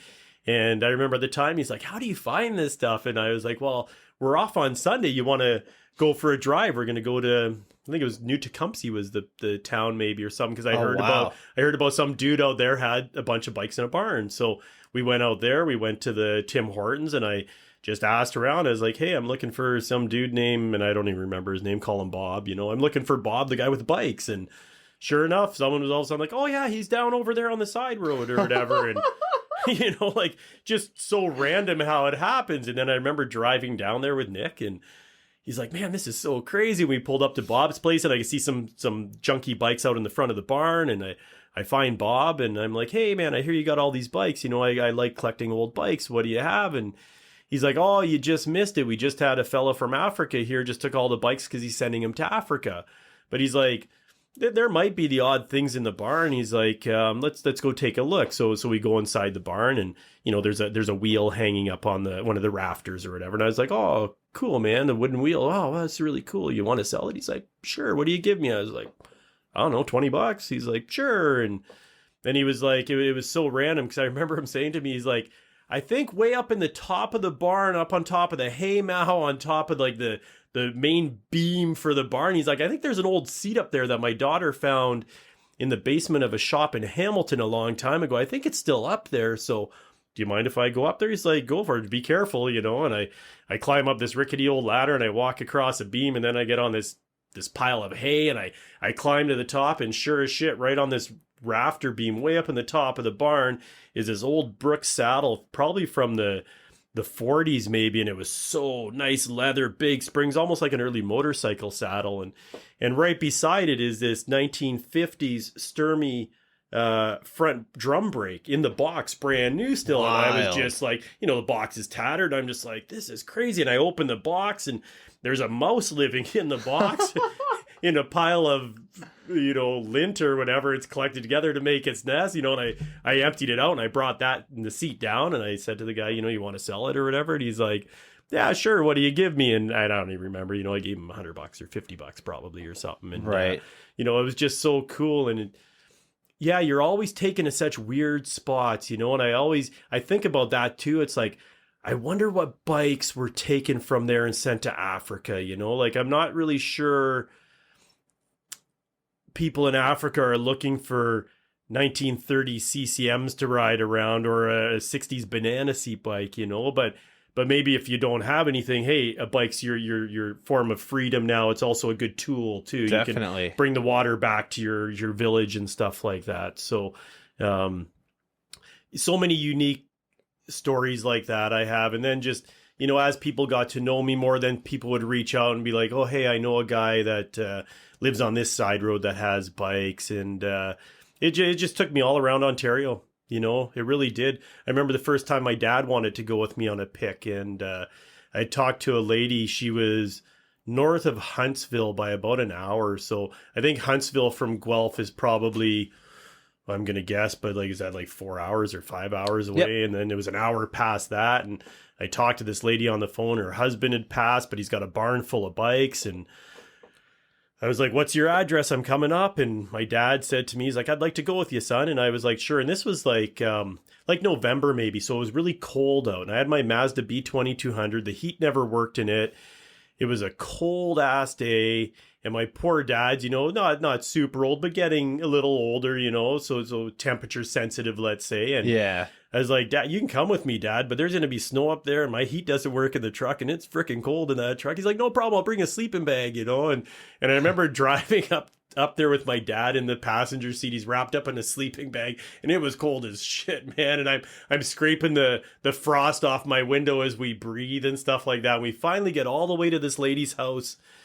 And she's like, oh yeah, they're just in the front of the barn there. So she took me out there and she opened the door and there was literally like 10 old 10 speeds. And when I say old, they weren't that old. They were like 70s maybe, and they were super cycles. And I was so disappointed. I was oh, man. We just went on this whole journey for this barn full of bikes to find 10 bikes in a barn, which really isn't a barn full of bikes. No, definitely not. And, but it was a fun venture. And I mean, you never know what you're going to come across. So, I've had stories where people told me they don't have much and I go there and wow, man, so much cool stuff. So, the hunt's really a cool part of it too. I really enjoy the hunt of all that stuff and finding it and following the leads and everything else. And, that stuff's really changed now too with Facebook and, all these different sites, so the hunt, a lot of the hunt nowadays seems to be on these social media platforms, which for me sort of takes away a lot of the fun aspect. Yeah, well, not fun, the adventure. The adventure. It's not as adventurous. I'm just sitting at home on my laptop. It's like they send me pictures. I'm like, that's pretty cool. It's not. So you already know what's there. So the anticipation of the 6-hour drive and not knowing what you're going to come against or come across and stuff like that's kind of unfortunately changing, right? So, but there's still a lot of old hoarders out there that still have barnfuls or sheds full of stuff. And it's just, keeping yourself active out there, asking people questions, putting your name out there all the time. And you never know what comes around. I'm just trying to think if I've had any recent finds that weren't internet related, that were more, stumbling across stuff. Right. There was a bike that you had hung up at the shop a few years ago. And I remember, I think it was Taylor and we came in and I asked about it. And you started telling me that you had a guy come in and say, hey, I've got all these bikes that are fresh in boxes. They've never been opened. They're this model. And then you said that, we're interested. And then you went to go and see them. And the guy had taken one of the bikes out of the box and built it up. Oh, my God. There was 3 total. So what kind of bike was that? And what was what's the, it's hard to even say, what's the, thing with that bike that's just so important to you? So those were CCM Marauders. So muscle bikes. So your banana seat bikes. So when those muscle bikes were originally made, they all replicated automobiles. So there's the CCM Firebird, the Mustang, the Schwinn Corvette. All these bikes represented automobiles from back in the time. So the CCM Marauder, again, after the Marauder car, it was a 16-inch wheel in the front and a 20-inch in the back. So it replicated a dragster. It had your stick shift on the center console. It had drag bars or butterfly bars, people call them, which they come up like a banana bar and then around in 2 triangular fashions, kind of like the handlebar in a dragster. So we'd got that, or actually an employee of mine at the time met this person online. The guy says, I have 3 of these bikes in the boxes. If you're interested, I want so much per bike. This is in Quebec. So totally pumped. We hopped in the car. I was closed Sundays at that time. Saturday, we closed up the store. Hopped in the car at early Sunday morning, drove to Quebec, and we got there. And when we walked in the front of his apartment, there were 2 of these bikes built up and one still in the box. And my first question was, I thought these were all in the box. And he's like, well, I thought you'd want to have them built up. So I built up 2 of them for you. Oh my God. Which was still so cool to see those bikes, because these would have been early like 70, 71, 72 maybe, sort of thing. They all had the stick shifts on them, which means they were pre-74, because in 74 you couldn't sell a complete bike with a stick shift on it because kids were hurting themselves. You could buy an aftermarket stick shift and putting it on, but for liability reasons, companies stopped selling the bikes with the stick shifts on them. So they were still really cool. I ended up getting a little bit better deals on the 2 that he built up, and I was just like, right away, I'm like, where are the boxes, and he's like, oh, they were already picked up by the garbage man. And I was just like, oh no, man, but I had those bikes for a long time. I sold them over time. I even sold the one in the box, probably a few years ago. Yeah. Again, seller's remorse maybe, but happy enough that it went to the right home and that, so it's all good. But definitely. Yeah, I really dig that era of bikes too. All those because again, you know, the young kids in the neighborhood would watch those cool guys in their Mustang or their Marauder cars, right? And you know, you always wanted to be that older guy, you know, with that cool car, but this allowed you to know how to have your own freedom, so you could cruise on your bike, get the wind through your hair and your freedom, but it also gave you that coolness of you're driving like a dragster or a muscle car and stuff like that. And you know, it's really it's a cool thing. I really find quite fascinating.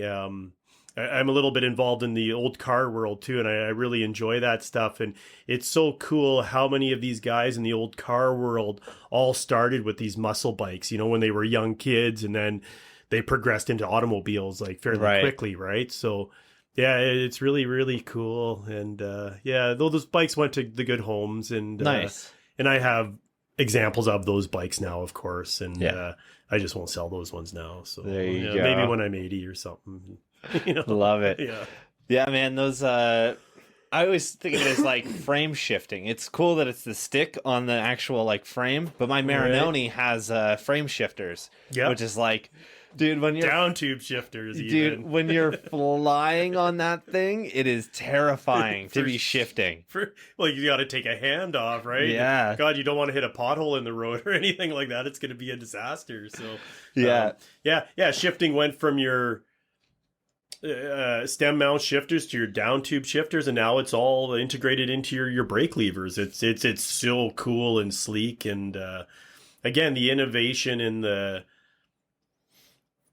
just making things better, you know, it's so cool. Yeah, it is. Yeah, it would be really cool to bring like one of the first bikes ever made, and then just set it next to like one of the newest, you know, road bikes or triathlon bikes, or one of the newest, you know, mountain bikes, and just see the comparison of like how crazy it is, you know? Right. Yeah. When I worked at King Street Cycles years ago, you know, there'd be triathlon races on Sundays, and people would be coming in on Saturdays with their triathlon bikes. Right. And dude, those bikes were like always the most mind-blowing things ever. They have electronic shifting and just everything, like aerodynamic, like, so just cuts through the wind, right? Full carbon, everything. It's just so wild to see.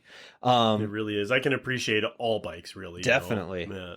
Yeah, I was really curious, you know, when we were talking about that you've seen basically BMX from the rise until now. Did you ever think that like BMX would get to where it is? Not just the riding, but the bikes themselves, because, you know, we have carbon rims now, which is like insane, you know? Right. And that'd be mostly for racing, I would assume. Or a Clat just made a carbon freestyle rim, which is like insane to think about. Yeah, so crazy, right? I can't imagine it lasting. That's the thing, really, right? It's so crazy. Yeah, no, they apparently put him to the test. Felix Prinenberg, who's one of the like most incredible street riders nowadays, has been riding them. And just like, it's so mind blowing, especially to me, because like, you know, I know a little bit about tubeless and, you know, also carbon. Yeah. And I'm really lost on why tubeless and carbon would really be brought into BMX, right? Because typically tubeless is brought in when you want to have a nice low PSI, right? You want to 100%. Get rid of pinch flats. And I don't know, I feel like most riders ride more than 40 PSI. And that's kind of like where tubeless doesn't really make sense anymore. Would you agree? Mm-hmm. I would totally agree. Yeah. I would think it all has to do with the lightness. Yeah. Because if your bike, if you can shave that extra 5 pounds off possibly or something, I mean, essentially it should spin faster. Everything should be faster about it. So I guess that's why they bring that into the sport. And you have to remember, we're always reinventing the wheel, always reinventing the bike. So to push those limits, to come out with something new. And I mean, hey, a lot of things fail along the way too, right? So, and then a lot of things do help the sport or the industry, and helps it grow. So pretty interesting. But that's interesting to know there's a carbon freestyle rim. They're so expensive. I feel like that's probably why you haven't heard of them. They're like $450 Canadian for one, which is like rim or wheel? Rim. Just rim, yeah. Just sure. rim, which is so like, oh my God. Right. So your wheel set in the end with tubeless tires, depending what you lace them up to, I guess you're a couple $1,000s for sure, right? I like to think people probably get them and then they just lace up the cheapest hub ever, which would just be hilarious. Yeah. I thought about hitting up a Clat and seeing if I could get some sort of something happening, right? Lace them up to my Elites and then just also have the heaviest BMX frame in production right now. Like, that would be hilarious. But my initial thought for hubs on carbon rims would be profile. Definitely. That's right? like, it makes sense, right? Totally. Yeah, instead of Elites on there. Yeah.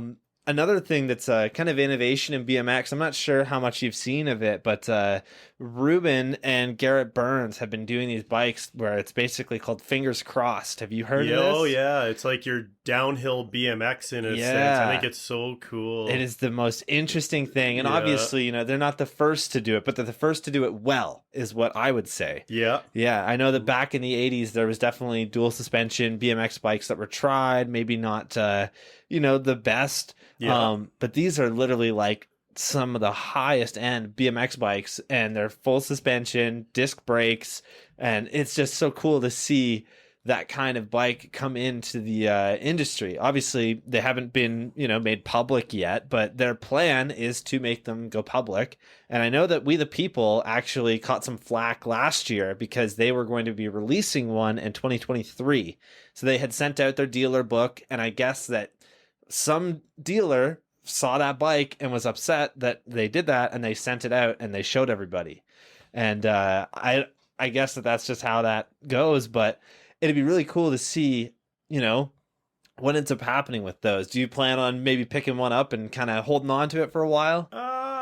I'd be interested to try one. Definitely. I think. I mean, you know, I turned 54 this year, so, you know, and I don't ride a lot of BMX anymore. So when I do get on a BMX bike, it's very twitchy and a little unstable for me. And I think just as you grow older, your body changes too, and balance becomes an issue, and things just change in general. Definitely. So I think it's really cool because they run like a fatter tire on them too. Oh, yeah. I think I've seen like maybe it's like a 3.0 I think it's or something. a 3 for sure.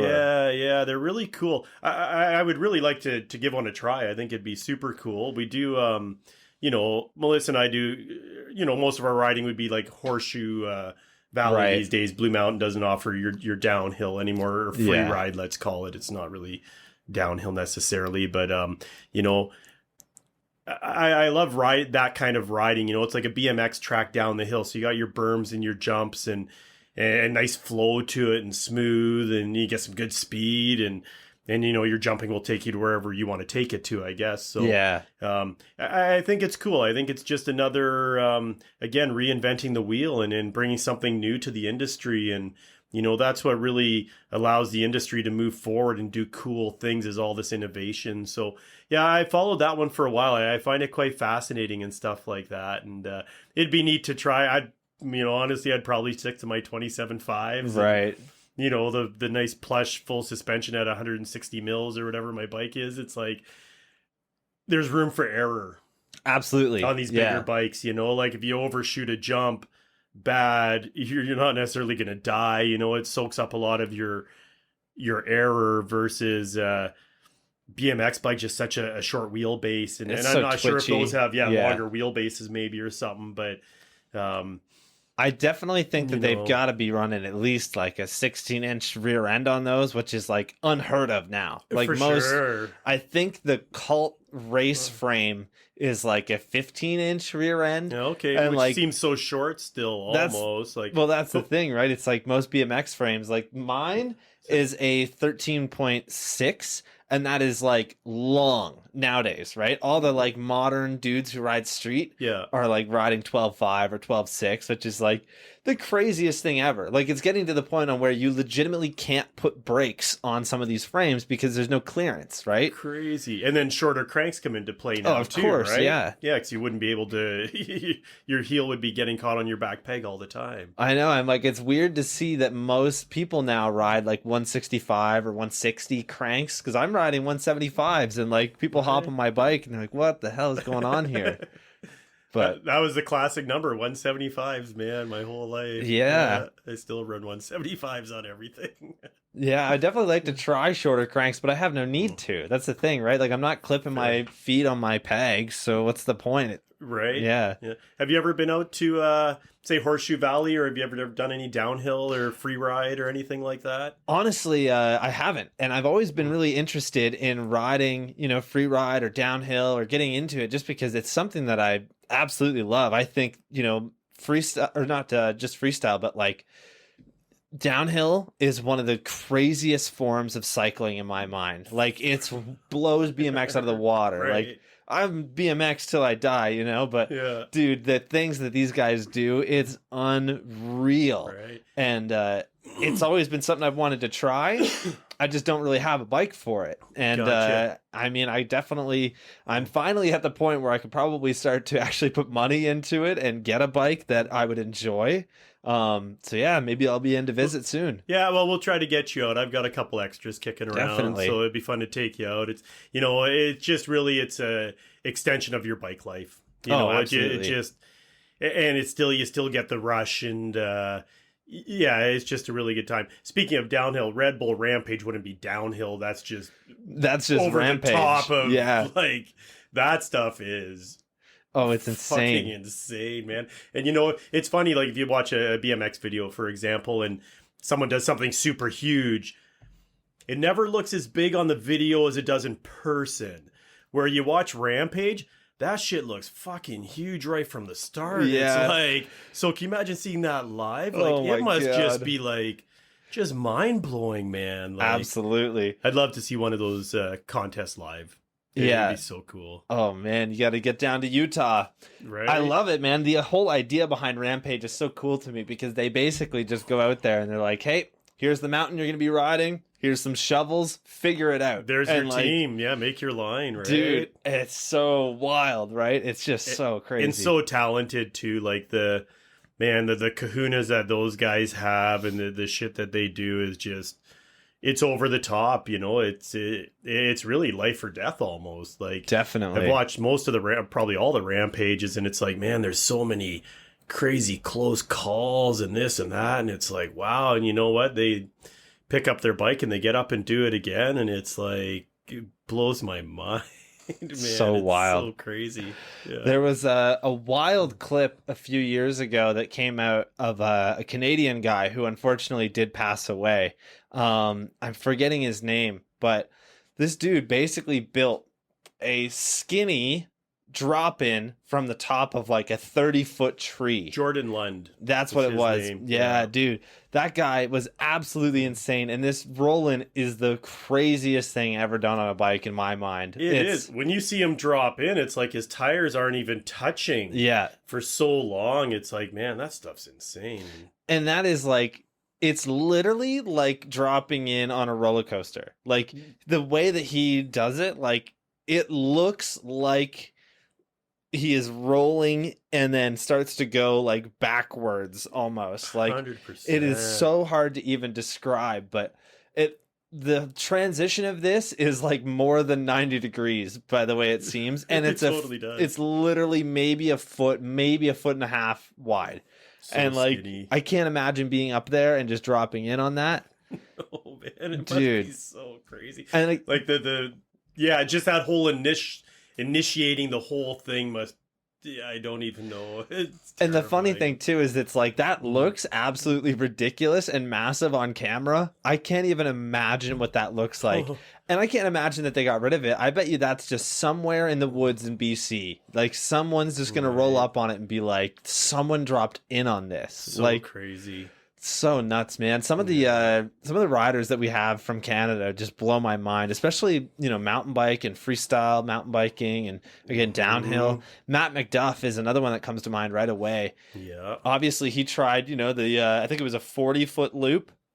Like that Right. doesn't Yeah. Totally. that doesn't even make any sense, right? Right.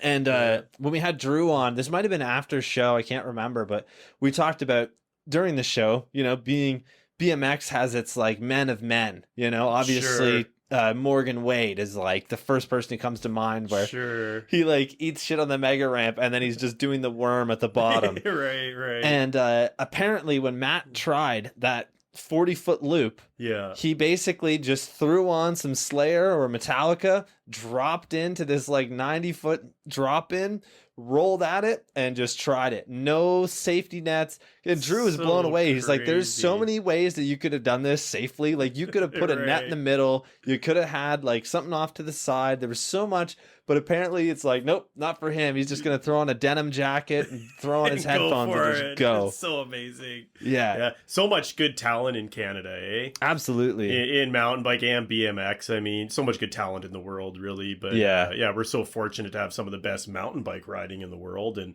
man, you look at how many of those guys at Red Bull Rampage are from Canada. Well, like Brett Reeder, right? Like Brett is he's Sure. directly from Toronto, essentially. Like he was always a joyride local, and that's like so wild to think about.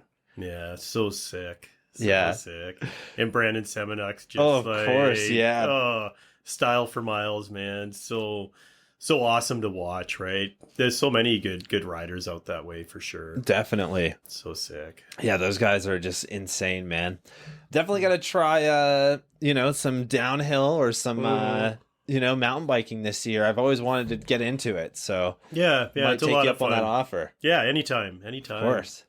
Yeah, for sure. I'd love to. Yeah, that would be rad. I remember when I worked at King Street, I wanted to get into it and just like never could afford it, right? I only worked on the weekends. So like, and at the time they were closed on Sundays. So it was always Saturdays, right? I'd do a whole shift and then it's like at the end of 2 weeks, I'd have maybe $200. You're right. Like, right. I can't put this towards a bike. Like I don't have enough, but yeah, fair. Yeah. It's like anything. I mean, to put the money into it if you do it all the time is one thing. Right. To put the money out to have a $2,000 bike sit there for most of the time doesn't make sense, right? Yeah. So it's tough, eh? Yeah. What do good you time, do? So yeah, man. Yeah, absolutely. Keep working hard and save your pennies and buy a bike. Oh man, it's all about bikes. Definitely got to get into that, I think.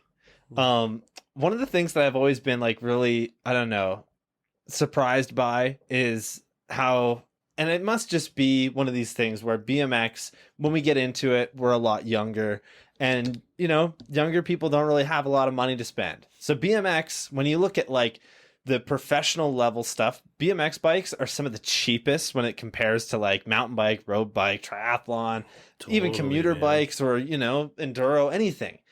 And it always blows my mind. Like people, don't really see that comparison.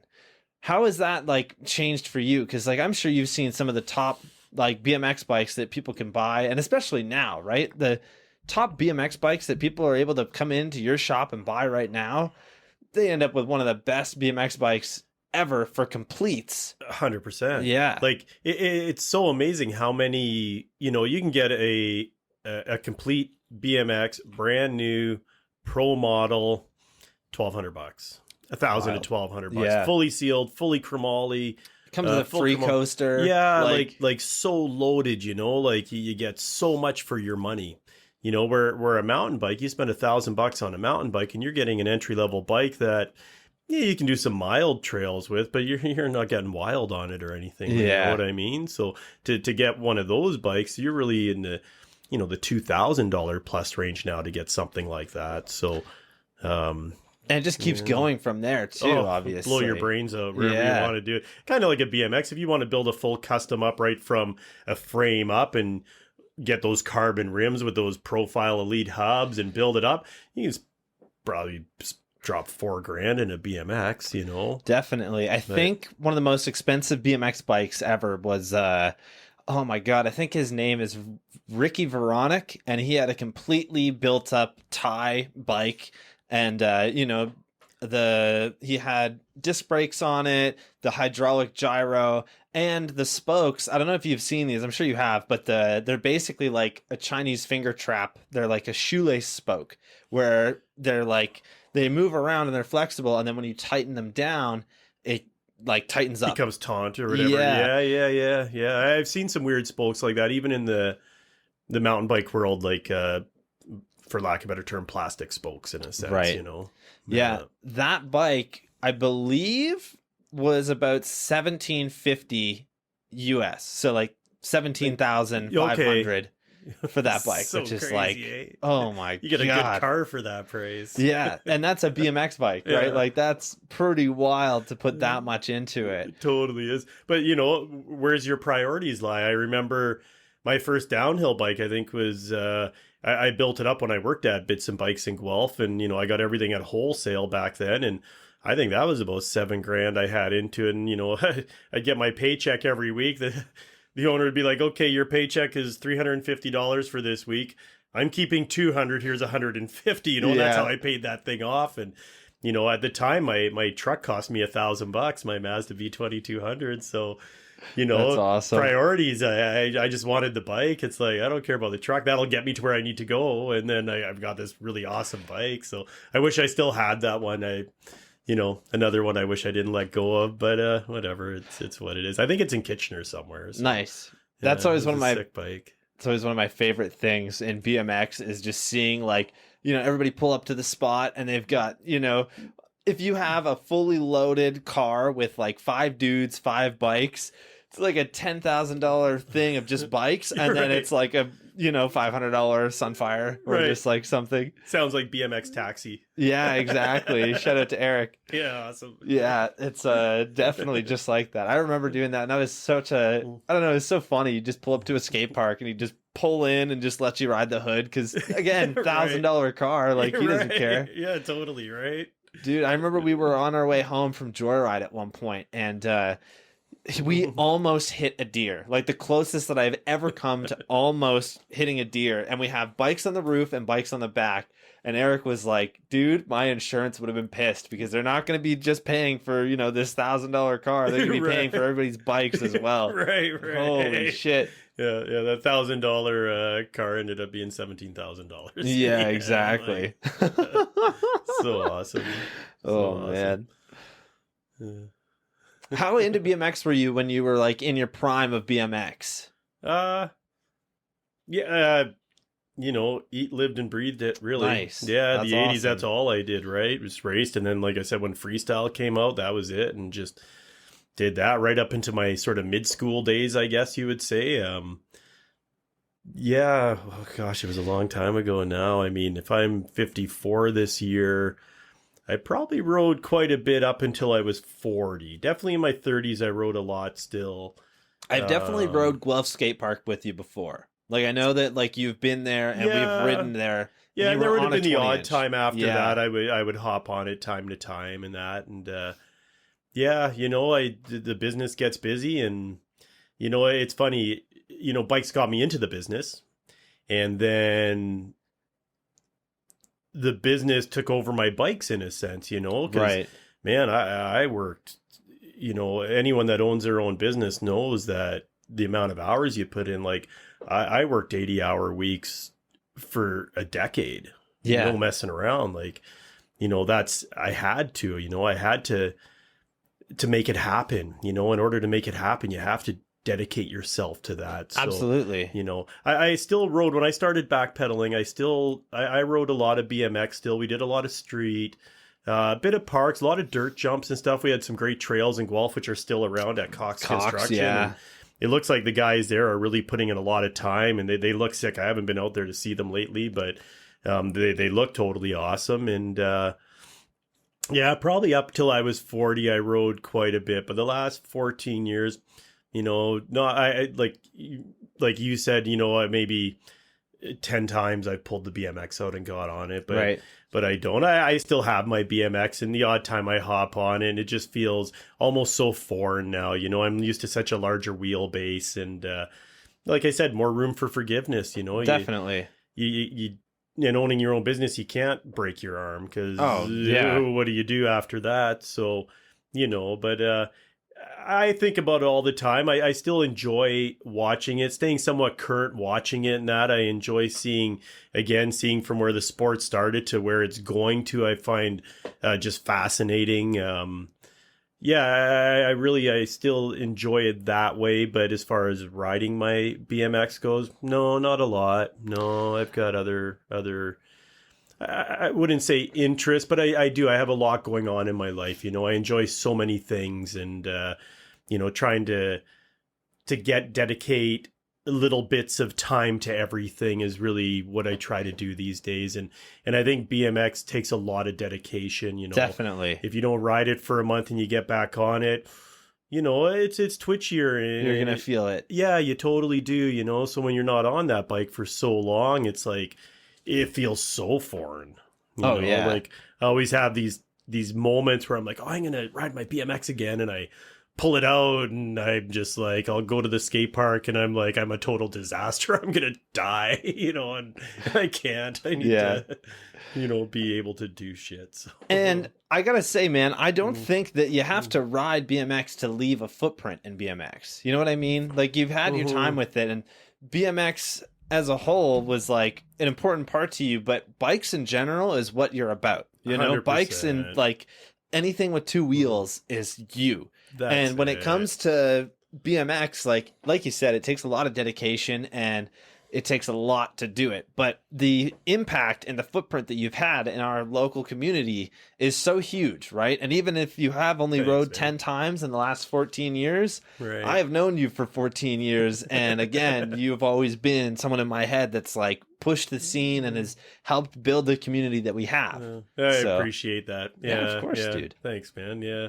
Yeah, I've never even just talking to some friends today saying, oh, I was coming here to do Cam's podcast, and it's really cool. And I really like what he's done. And I'm just like, I'm just some dude, like, I don't know if anyone even knows me or whatever. And both my friends are like, are you crazy? Like, so many people know your store or who you are. And it's like, I don't realize that, I guess, I'm just so entrenched in my own world and what I do. It's just what I do, so it's cool to know. And like they had said, so much influence on a lot of the riders and that. And I appreciate that because you know what, I don't recognize that maybe, and it's just really, it's nice to hear that, it's so cool. And really, I'm glad people have been on my journey with me in a sense, and I'm glad I've inspired people and got people on their first bikes and, just all that stuff. So cool and rewarding, right? So, absolutely. Yeah, it makes me very happy for sure. And makes me understand that, maybe backpedaling's bigger than I think it is. Oh, absolutely, man. I would definitely agree with that statement. Like, it's such a big thing, right? Like, I can pretty much go to any skate park in Ontario and bring up backpedaling and they're going to know, like, so crazy. Yeah. Right. It's cool. Like I was telling you beforehand too, at work, I was telling everybody as well, like, I've got a podcast tonight. I'm going to be meeting up with Clayton from Backpedaling, and who works with me right away was like, oh, I've been to Backpedaling. Like, I was there a couple weeks ago. So cool. Yeah. Right? Yeah. It's so fun, man. Definitely. Yeah. And we're definitely a different type of store. Like, I kind of learned that today when a friend was talking about that. He was talking to someone in BC and they were just shooting the breeze, and it was like a new business thing he had going on. He mentioned he was in Guelph and they're like, oh, you guys got that cool bike store in Guelph, backpedaling or whatever. And I'm just like, that's so crazy. This dude knows the store. And then he told me some stories. He's like, you're such a unique store in the sense that people will come in so unique compared to other bike shops in a sense that, and I do get people that come in and they're like, hey, I'm looking for this bolt for this 1970 road bike or something. And I was like, oh, I got those, and I go to the bin and I pull it out like this. And they're just like, wow, you have that thing. And it's like, I'm surrounded by that stuff, So for me, it's normal for me. But I have a better understanding that we are a different bike shop and we do have so much unique and interesting stuff. And I always kind of going back to when I started just with the used bikes, I wanted to have bikes affordable for everyone. I wanted all my customers my whole life, and I tell all my staff this too. It's important that you treat everyone the same. The guy on the $50 bike or that guy on the $5,000 bike, a bike has an importance to every person in a different way. So that $50 bike maybe gets that guy to work every day to make the money to feed his family, and or gets that kid to university. You know, it's cheap transportation. And the guy with the $5,000 mountain bike, well, he races every weekend, so that's, you know, why it's important to him. So I've always said that to all my staff. Everyone gets treated the same. I don't care if it's a $50 bike for a $5,000 bike. You know, Right. Everyone has a bike, and a bike for a purpose. So I've always kept that in mind, and just having all the old junk around that I have, and I say junk loosely because it's cool junk. So Definitely. you know, it's rewarding when that guy needs that 1970 road crank bolt that he can't find anywhere, and you know, I've got a few of them or whatever, and you know, it's fulfilling again, right? Like, I remember this one dude came in with an old Rally 3-speed, and his fork was bent on it, and he said, I've been to like every bike shop in the Tri-Cities, no one has a fork like this, but pretty much every bike shop told me to come to Guelph, and this is where I am now. Do you have a fork like this? And he had a gold Rally, and I was like, yeah, I've got that fork. And, you know, I go in the back, and I've got red, blue, green, orange, gold. And I bring out the exact gold fork for this guy's bike that is bent one. He was just like, oh, like he was so blown away, Yeah. right? It was so awesome. It was just, you know, nice to be able to help people like that. And really, the guy was over the top on it. He was just blown away. And I guess I kind of was too, right? Like, yeah. Dude, that's wicked. Fun. I love it. Man. Yeah. Oh, man. Obviously, the past few years have been pretty crazy for the bike industry. I think everybody has heard about the COVID bike boom. And, Right. you know, you as a shop have thousands of bikes. Like, you literally, at most times, have over 1,000 bikes in your store for sale. Yeah, that's pretty accurate for sure. Yeah. When COVID hit, you were hitting like less than 400 bikes for sale because obviously everybody's grabbing a bike, everybody's really into it. Right. You know, what's your take on that? How did that kind of you know, that really must have taken you away? Because dude, like a boom like that, I don't know, my first thought is like, when is this going to end? Like, I hope it doesn't, you know, like that's the thing. And I guess as somebody who loves cycling so much, I'm like, I want everybody to experience this, for right? sure you do. Yeah, right. Yeah, me too. Yeah, it was really quite the time, you know, when we didn't really know what to do at the start. You know, I was actually at a car show that weekend, and the talk of the car show was, and when I do these car shows, I set up a booth and I retail like lowrider bike parts and custom cruiser parts and custom cruisers and that. And, you know, just another aspect of bikes that I just really enjoy. They're super rad. And I remember that show we're setting up, and people like, schools are closing down and there's this crazy thing. And I'm calling my manager at the shop at the time, and I'm like, dude, what's going on? He's like, I don't know, man. It's crazy. Like, I think we need to limit people coming in and all that. And anyways, the car show got closed down early. So I came back to Guelph, and, you know, Melissa did some research for me as to what was going on. So we had some sort of an idea what was going on. And yeah, it was really crazy. And we actually closed down for the first month because I would set rules in place according to the government, what they wanted. You know, it's like, okay, we need to sanitize touch points on the bike. So when you test ride the bike, I need to disinfect the grips and the seats before the next customer tries it. And you know, it was really hard to get the staff on board to do it because it was so busy, and it was hard to get the customers to accept it too. So for that month of April, I just closed down. I was like, I need to close down and figure out what's going on here. I don't even understand what's happening. And you know, people are talking about essential businesses and non-essential. And I was like, I don't even know where we fall. And by the end of that month, we fell under an essential business. So we opened up and followed the guidelines. And yeah, it was really quite a time for the bike industry. You know, it came around at a really good time for the industry. There was a lot of inventory in the industry still, and a lot of like blowout sales from our suppliers and stuff, because the industry was sort of oversaturated at the time. The stores where the distributors were, and so much old stock around. But during that time, everything sold, you know, like it was so weird because at that time I realized a couple of bikes I was selling, I was like, wow, we had this bike since like 2017 or 2016. You know, when you have 1,000 bikes on the floor at all time, you lose track of stuff like that. And or you have that dog bike that just the color really never hit it that year, and it's still sitting there. Well, when people had no other options to do anything but walk or ride a bike, well,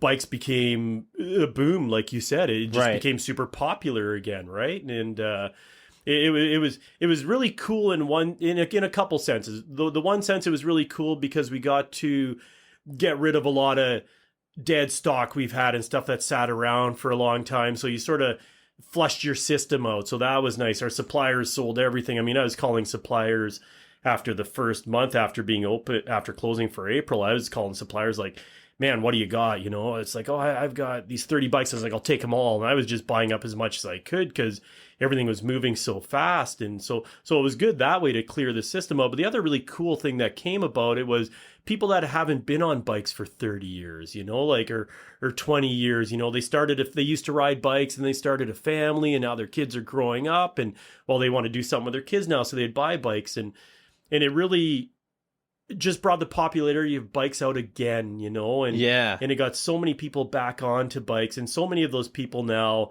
have moved forward with it and now are passionate about riding again, and they love it and they realize what they've missed the last 20 years of their life. So, it was really a very positive thing that way. And I guess that's when I realized, because it's funny, I don't realize maybe how much stuff I have, but you know, people would come into our store and just be like, whoa, like, look at all the bikes you have. And at the time, maybe there was, you know, because it started with 1,000 bikes plus what I would buy up, and everything started dwindling down, and they'd come in, they'd be like, wow, I've been to 3 stores, no one has any bikes, like, look at all the bikes you have. And I'm looking at it going, man, I only got 300, like, I got nothing here, like, what is happening? And and our lineups were like, man, they were up to 2.5 hours long. Like, we had hundreds of people in line every single day.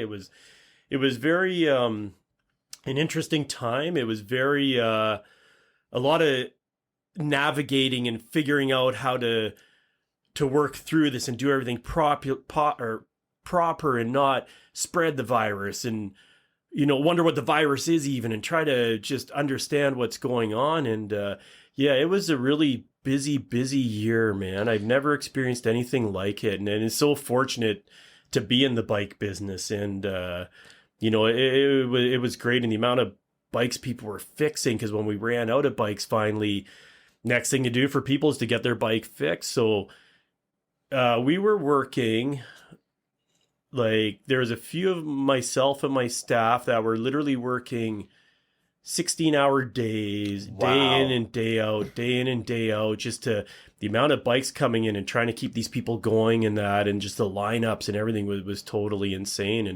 And we made it through that first year, and then, you know, came the second year of it. Well, now it's really, really low inventory. So more people fixing up their bikes. So the amount of bikes we had coming in for repair was, it was tough to manage. Like, it was, you know, I've always said, do the best you can, and that's all we can do. And, you know, and again, we were so fortunate. We managed to make it through that. And man, I met so many new customers that came from cities all around. We had people coming from Ottawa, for example. That's wild. For bikes. Even a guy from Quebec came to get a trials bike because no one had them. And people all over Ontario, like far and wide. And there's all the other, you know, smaller shops and that ran out of inventory. Well, we still had inventory. And, you know, because I was a big used bike dealer too, I have bins of those used parts. So when everyone ran out of derailleurs in the Tri-Cities, I had a bin of, you know, 200 used derailleurs. So now all of a sudden we're selling that stuff. And it was so cool to keep people going and pedaling forward. And yeah, it was really cool. It was tough to navigate. We made it through, and everything worked out fine. And it was definitely an experience, you know. And, those hours were just insane that we put in, and lucky to have great staff and great customers, and people are very understanding. And, you know, I remember the first day a guy finally got to the front of the line because no one was allowed in the store. And I said to the guy, I was like, how can I help you? And I was like, hey, and he's like, oh, I need an inner tube. And I was like, okay, cool. What size do you need? He told me. And I was like, yeah, I have that. And I was like, I'm just curious, how long were you waiting in line? He was like, 2.5 hours. And I was like, you waited in line 2.5 hours for a tube? And he's like, well, I can't ride my bike without it, so I need it. So that's what I had to do. And at that point, I was like, and that was in the first year, I was like, I realized, okay, we need to change things, because we had one line up. People were wanting to buy bikes, and it would take them 20 minutes to figure out what bike they wanted or whatever. And, Right. and these other people would stand in line, and,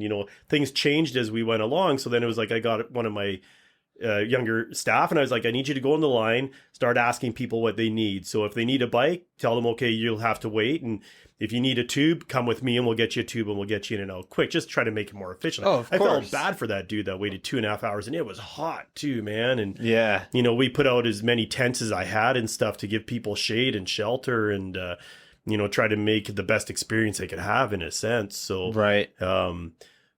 it worked out well. And yeah, it was funny because everyone ran out of and it's funny because during that you realize what the really popular helmet sizes are, for example, because no one could try helmets on, so we'd have to measure everyone's head. So Yeah. I always wondered why I had these extra large helmets left in stock, and it's like, well, because 5% of the population wear an extra large helmet, so it kind of allowed me to streamline my business moving forward as to sizes. And what's the most popular wheel size? Is still a 26-inch mountain bike wheel. Those tires, tubes, and wheels, it's like everybody in the world probably sold out of that stuff so fast, right? And I remember when we sold out of all our new inner tubes, and people would still come, and I had some used inner tubes that we would put in our used bikes when we fix them up to resell them, and we'd started selling those for a couple bucks a piece, and then we ran out of those, and we had no 26-inch tubes left. And then I was like,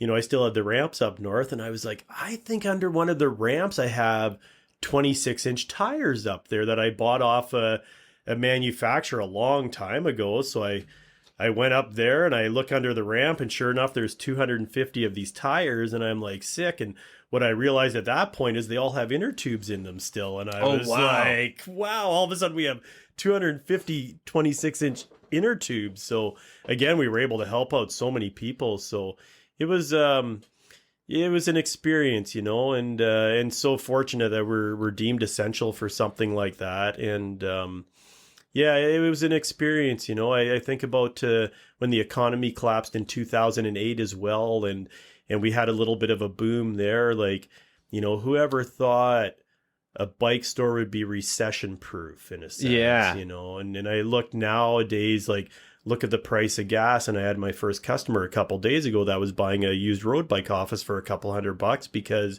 he has a pickup truck, and instead of driving his pickup truck from his house to work every day, which was like 10 kilometers away, he's riding a bike now, Nice. So he'll still keep his truck and he'll use it when he needs to use it, but he doesn't need to waste that, $100 in gas that week. And again, it's just, moving forward with the price of gas and everything, again, knock on wood, but I think that we should do well again. I mean, Definitely. You never, things you never think of when you started the business or didn't even cross your mind, and just to see how fortunate we are. And, yeah, just really, really awesome, man. Yeah, Absolutely. Yeah. But what an experience. I mean, this whole thing is, it's a disaster, and it's just so sad, and but Yeah, we're do the best you can. And I think a lot of people have kind of figured out how strong they really are, right? Going through everything, My dad, he just opened his business a couple of years ago. I guess it would have been probably 6 years ago. He opened his own tattoo shop, and that's something he's worked his entire life for. And basically 2 years of that, he hasn't been allowed to be open just because he's not deemed an essential business. Totally.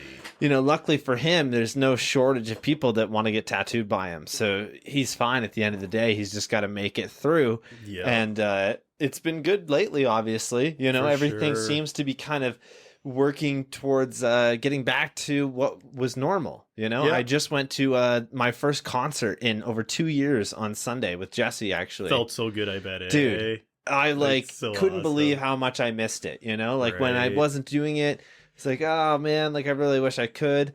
But I literally have one this weekend. And then I have one next weekend, sure and then I've got one good. after that. I'm so excited for it, and it's cool to be able to go out and do that again. So totally agree. Yeah. And when you were mentioning, the recession and everything that you were going through then, my dad actually, when he was, he was still doing tattoos then, he didn't own his own shop, but there was actually a boom in tattoos as well, which is like so interesting, right? You would think that when people don't have any money, they're not going to be spending it at all, but like Totally. they need something to kind of keep that stress away from them, right? Totally. So, And it's like the amount of collectors since the pandemic started has boomed. Right. So many people collecting bikes now. And, I was wondering why that is. And I read an article that when depressions happen or recessions happen or pandemics happen, is people think, because they have time now, they think about those good times they had. And,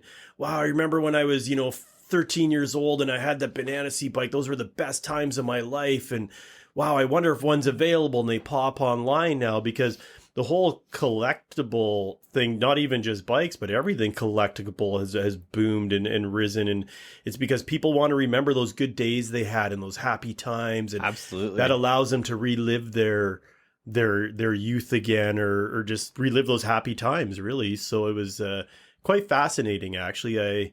There's so many collectors now. I'm just like, I'm never going to have some of those bikes I always wanted again, but that's okay. I already have enough bikes. So, yeah, there you go. Yeah.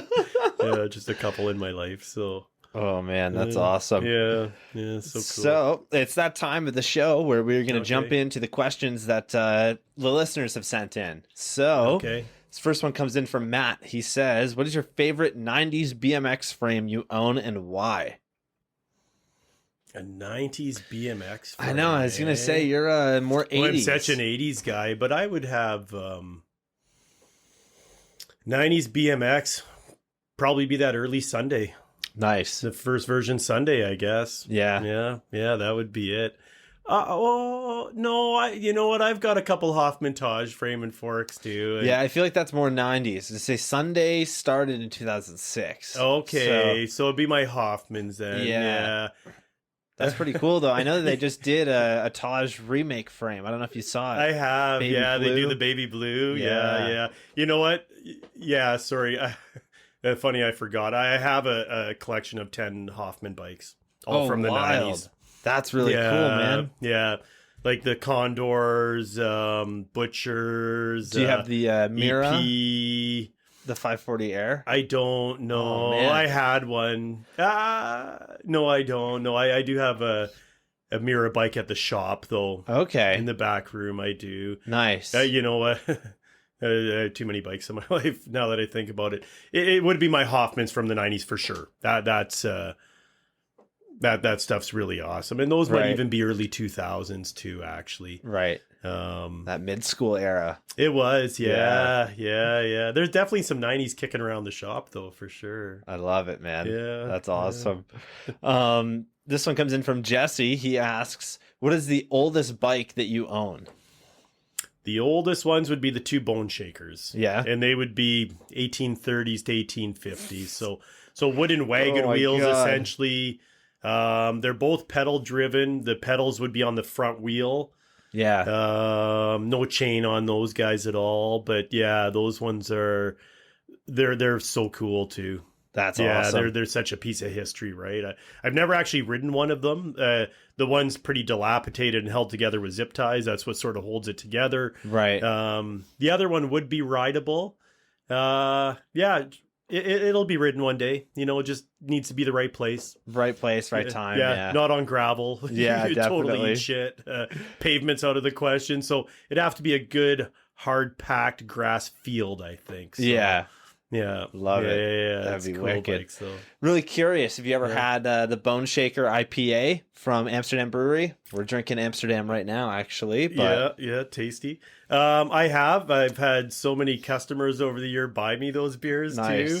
They're a very flavorful beer. Definitely. I'm a Bud Light guy. Yeah, fair enough. So I'm not going to say I didn't enjoy them. I enjoy any beer, but yeah, those are pretty thick. Oh yeah, they're one of my favorites, but they're definitely not for everybody. No, that's for and sure. the logo on it's amazing. I love the logo of the skeleton riding the Bone Shaker. So sick, man. This is actually one of the Bone Shaker mugs that they do at Christmas time. Oh, so Yeah, cool. we just got a plant in it. Okay. It's so ridiculous. cool. Like you can't use this for anything, so we might as well just put a Right. plant in it. Well, you have so many awesome plants. I noticed when I walked in your place here, dude. It's so awesome. Good to see you got a green thumb. Oh, not me. Trust me, that's all Taylor. She absolutely Okay. loves plants. She goes nuts for them. So Yeah, I always want plants, but they always die on me. I'm not a very good plant person. So. yeah, fair enough. Is Melissa not?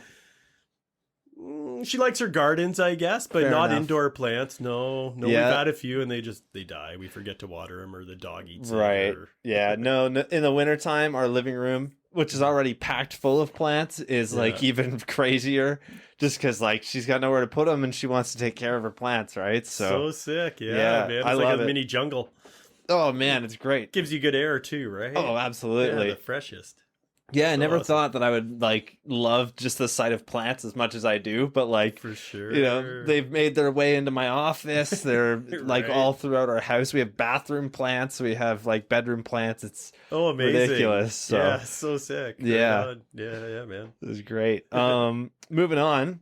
Yeah. Good friend of mine, Caleb Smith, sent in a question. He says, "What's your favorite type of bike to ride?" Yeah, that's a tough one because you know what? They all have their time and place. You know, I love riding my full suspension bike, like a free ride sort of bike. I love that because that gives me the feeling of, you know, the berms and the jumps and the speed and the flow and stuff. So that's definitely up there. Man, I love my old cruiser bikes. I really do like doing Wasaga beach cruises. Nice. Or, you know, even the rad ride that Anthony from Harvester put on, you know, Right. that whole lakeshore. I'd ride my 26-inch wheeled BMX bike. It's an older 80s Boss BMX. I love that bike too. Right. Yeah, that's a tough question. I can't say that there's one specific bike. No, they all have a special time and a purpose, right? So Definitely. but they're all sick. Yeah. Yeah, two wheels. Love it. Friend of mine, Adam, he sends in, I'm not sure if you would remember, but you wouldn't buy my BMX bike because you saw just how passionate I was for the BMX. Yeah. Yeah, and then he says, "How often do you ride or let others ride the penny farther bike, aka the ordinary?" Yeah, right. Yeah. Yeah, I've let people ride it quite a bit. I know Yeah. Aaron Ross has ridden it. I was He there has. for that. Jim Selinsky rode it too. Nice. And yeah, I'm pretty I mean, the only one I have in the store is now hung up kind of high, so it's hard to get down. But Right. no, it's really cool. And I talked about that recently when I do some of these shows. I would like to bring out some of the older bikes I have and give people the opportunity to ride them. Because it's not hard to ride an ordinary bike at all. It's quite easy. The only thing is you're sitting up 5 feet in the air now versus, you know, a couple feet, 3 feet off the ground. So it really does ride like any other bicycle, getting on and off. As long as you're half coordinated, it's not hard to do that either. So Definitely. yeah, but I'd like to do something like that maybe at a few shows and give people the opportunity to try them. And I think I would do that into sort of a like a thing for charity. You know, okay, you want to ride a penny farthing? It's $5. You ride, and we're going to donate all this money to the Guelph Hospice or the good cause. You know, I think it'd be cool. Get your picture with it and stuff too. Yeah, that would be really Right. rad. I love that idea. Yeah, I think it'd be amazing, and there's good charities out there. So Yeah. yeah.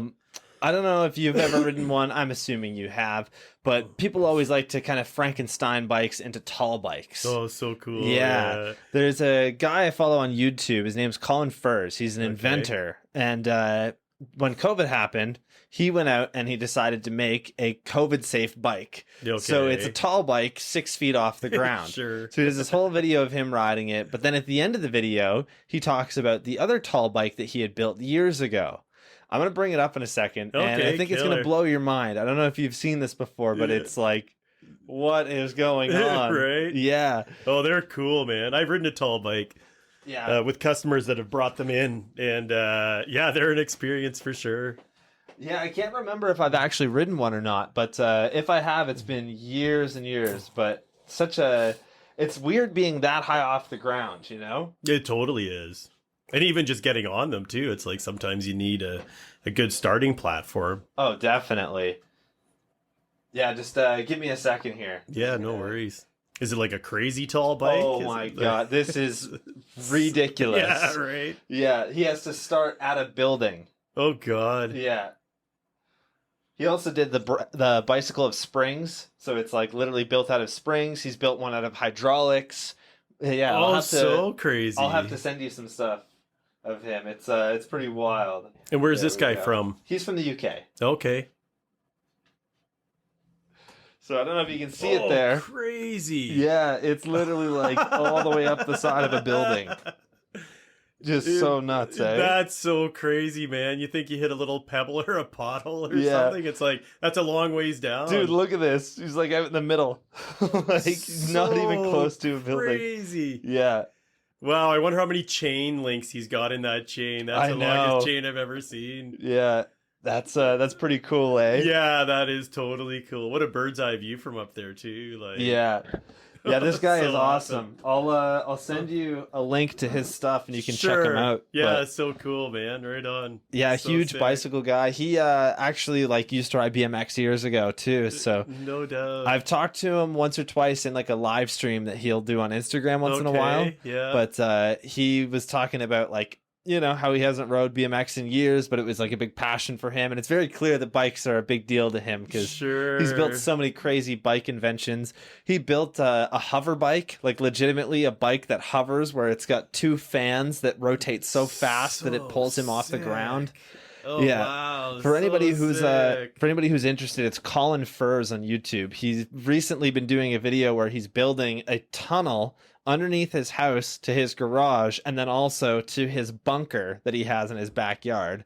Wow. This dude has like, you know, over individual. Oh yeah. He's got over 10 million followers on YouTube. He's absolutely huge. He's one of my favorite YouTube creators just cuz he's hilarious to watch. He loves ska, which I'm huge into sick. obviously. So yeah, so sick. Right on. That's so amazing. Yeah, man. That's a dream interview right there. That would be pretty rad. No doubt.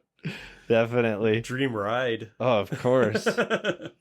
Oh, man. So typically, I like to end this off with one last question from myself, of course. Yeah. And, you know, I feel like we've been building up to this for the past 2.5 hours. Why are bikes so important to you? What is it about bikes that is just, you know, taking you for the ride of a lifetime, essentially? You know, just how much fun they bring. Just a smile to your face, you know, as the young kid, like I said, that first feeling of freedom and the wind going through your hair. And then after that, just all the good times associated with them, you know, the friendships you make and just the good times, man. It's a good time no matter what, you know, if you're on a cruiser, it's fun. If you're blasting down a mountain, it's fun. If you're at a skate park, it's fun. They're just fun, man. Two wheels, one love. That's what I've been saying. Yeah, man. I think it's amazing. Hell yeah. So couldn't have answered that any better, I think. Thanks, buddy. Yeah, that's so great. Awesome. Thanks, Cam. Absolutely. Right Clayton, thank you so much for coming on the show. Yeah. This has been incredible. Yeah, thanks, brother. I totally appreciate it, and this has been a blast. I'm glad we made it happen. And definitely. Yeah, I look forward to getting you out on the mountain bike. Of course. I'm going to take you up on that offer. I got a nice full-face helmet over there ready to go. So perfect. We're good to go. Right on. Awesome. Perfect. Thanks, Cam. Absolutely. And to anybody who's made it this far, thanks for listening. Make sure to check out Backpedaling in Guelph. Head over to the website. Look up Clayton Foxall online. You'll get to read some awesome articles about your bike collection and everything else. And, you know, as Clay would say, two wheels, one love. And have a good one. Peace.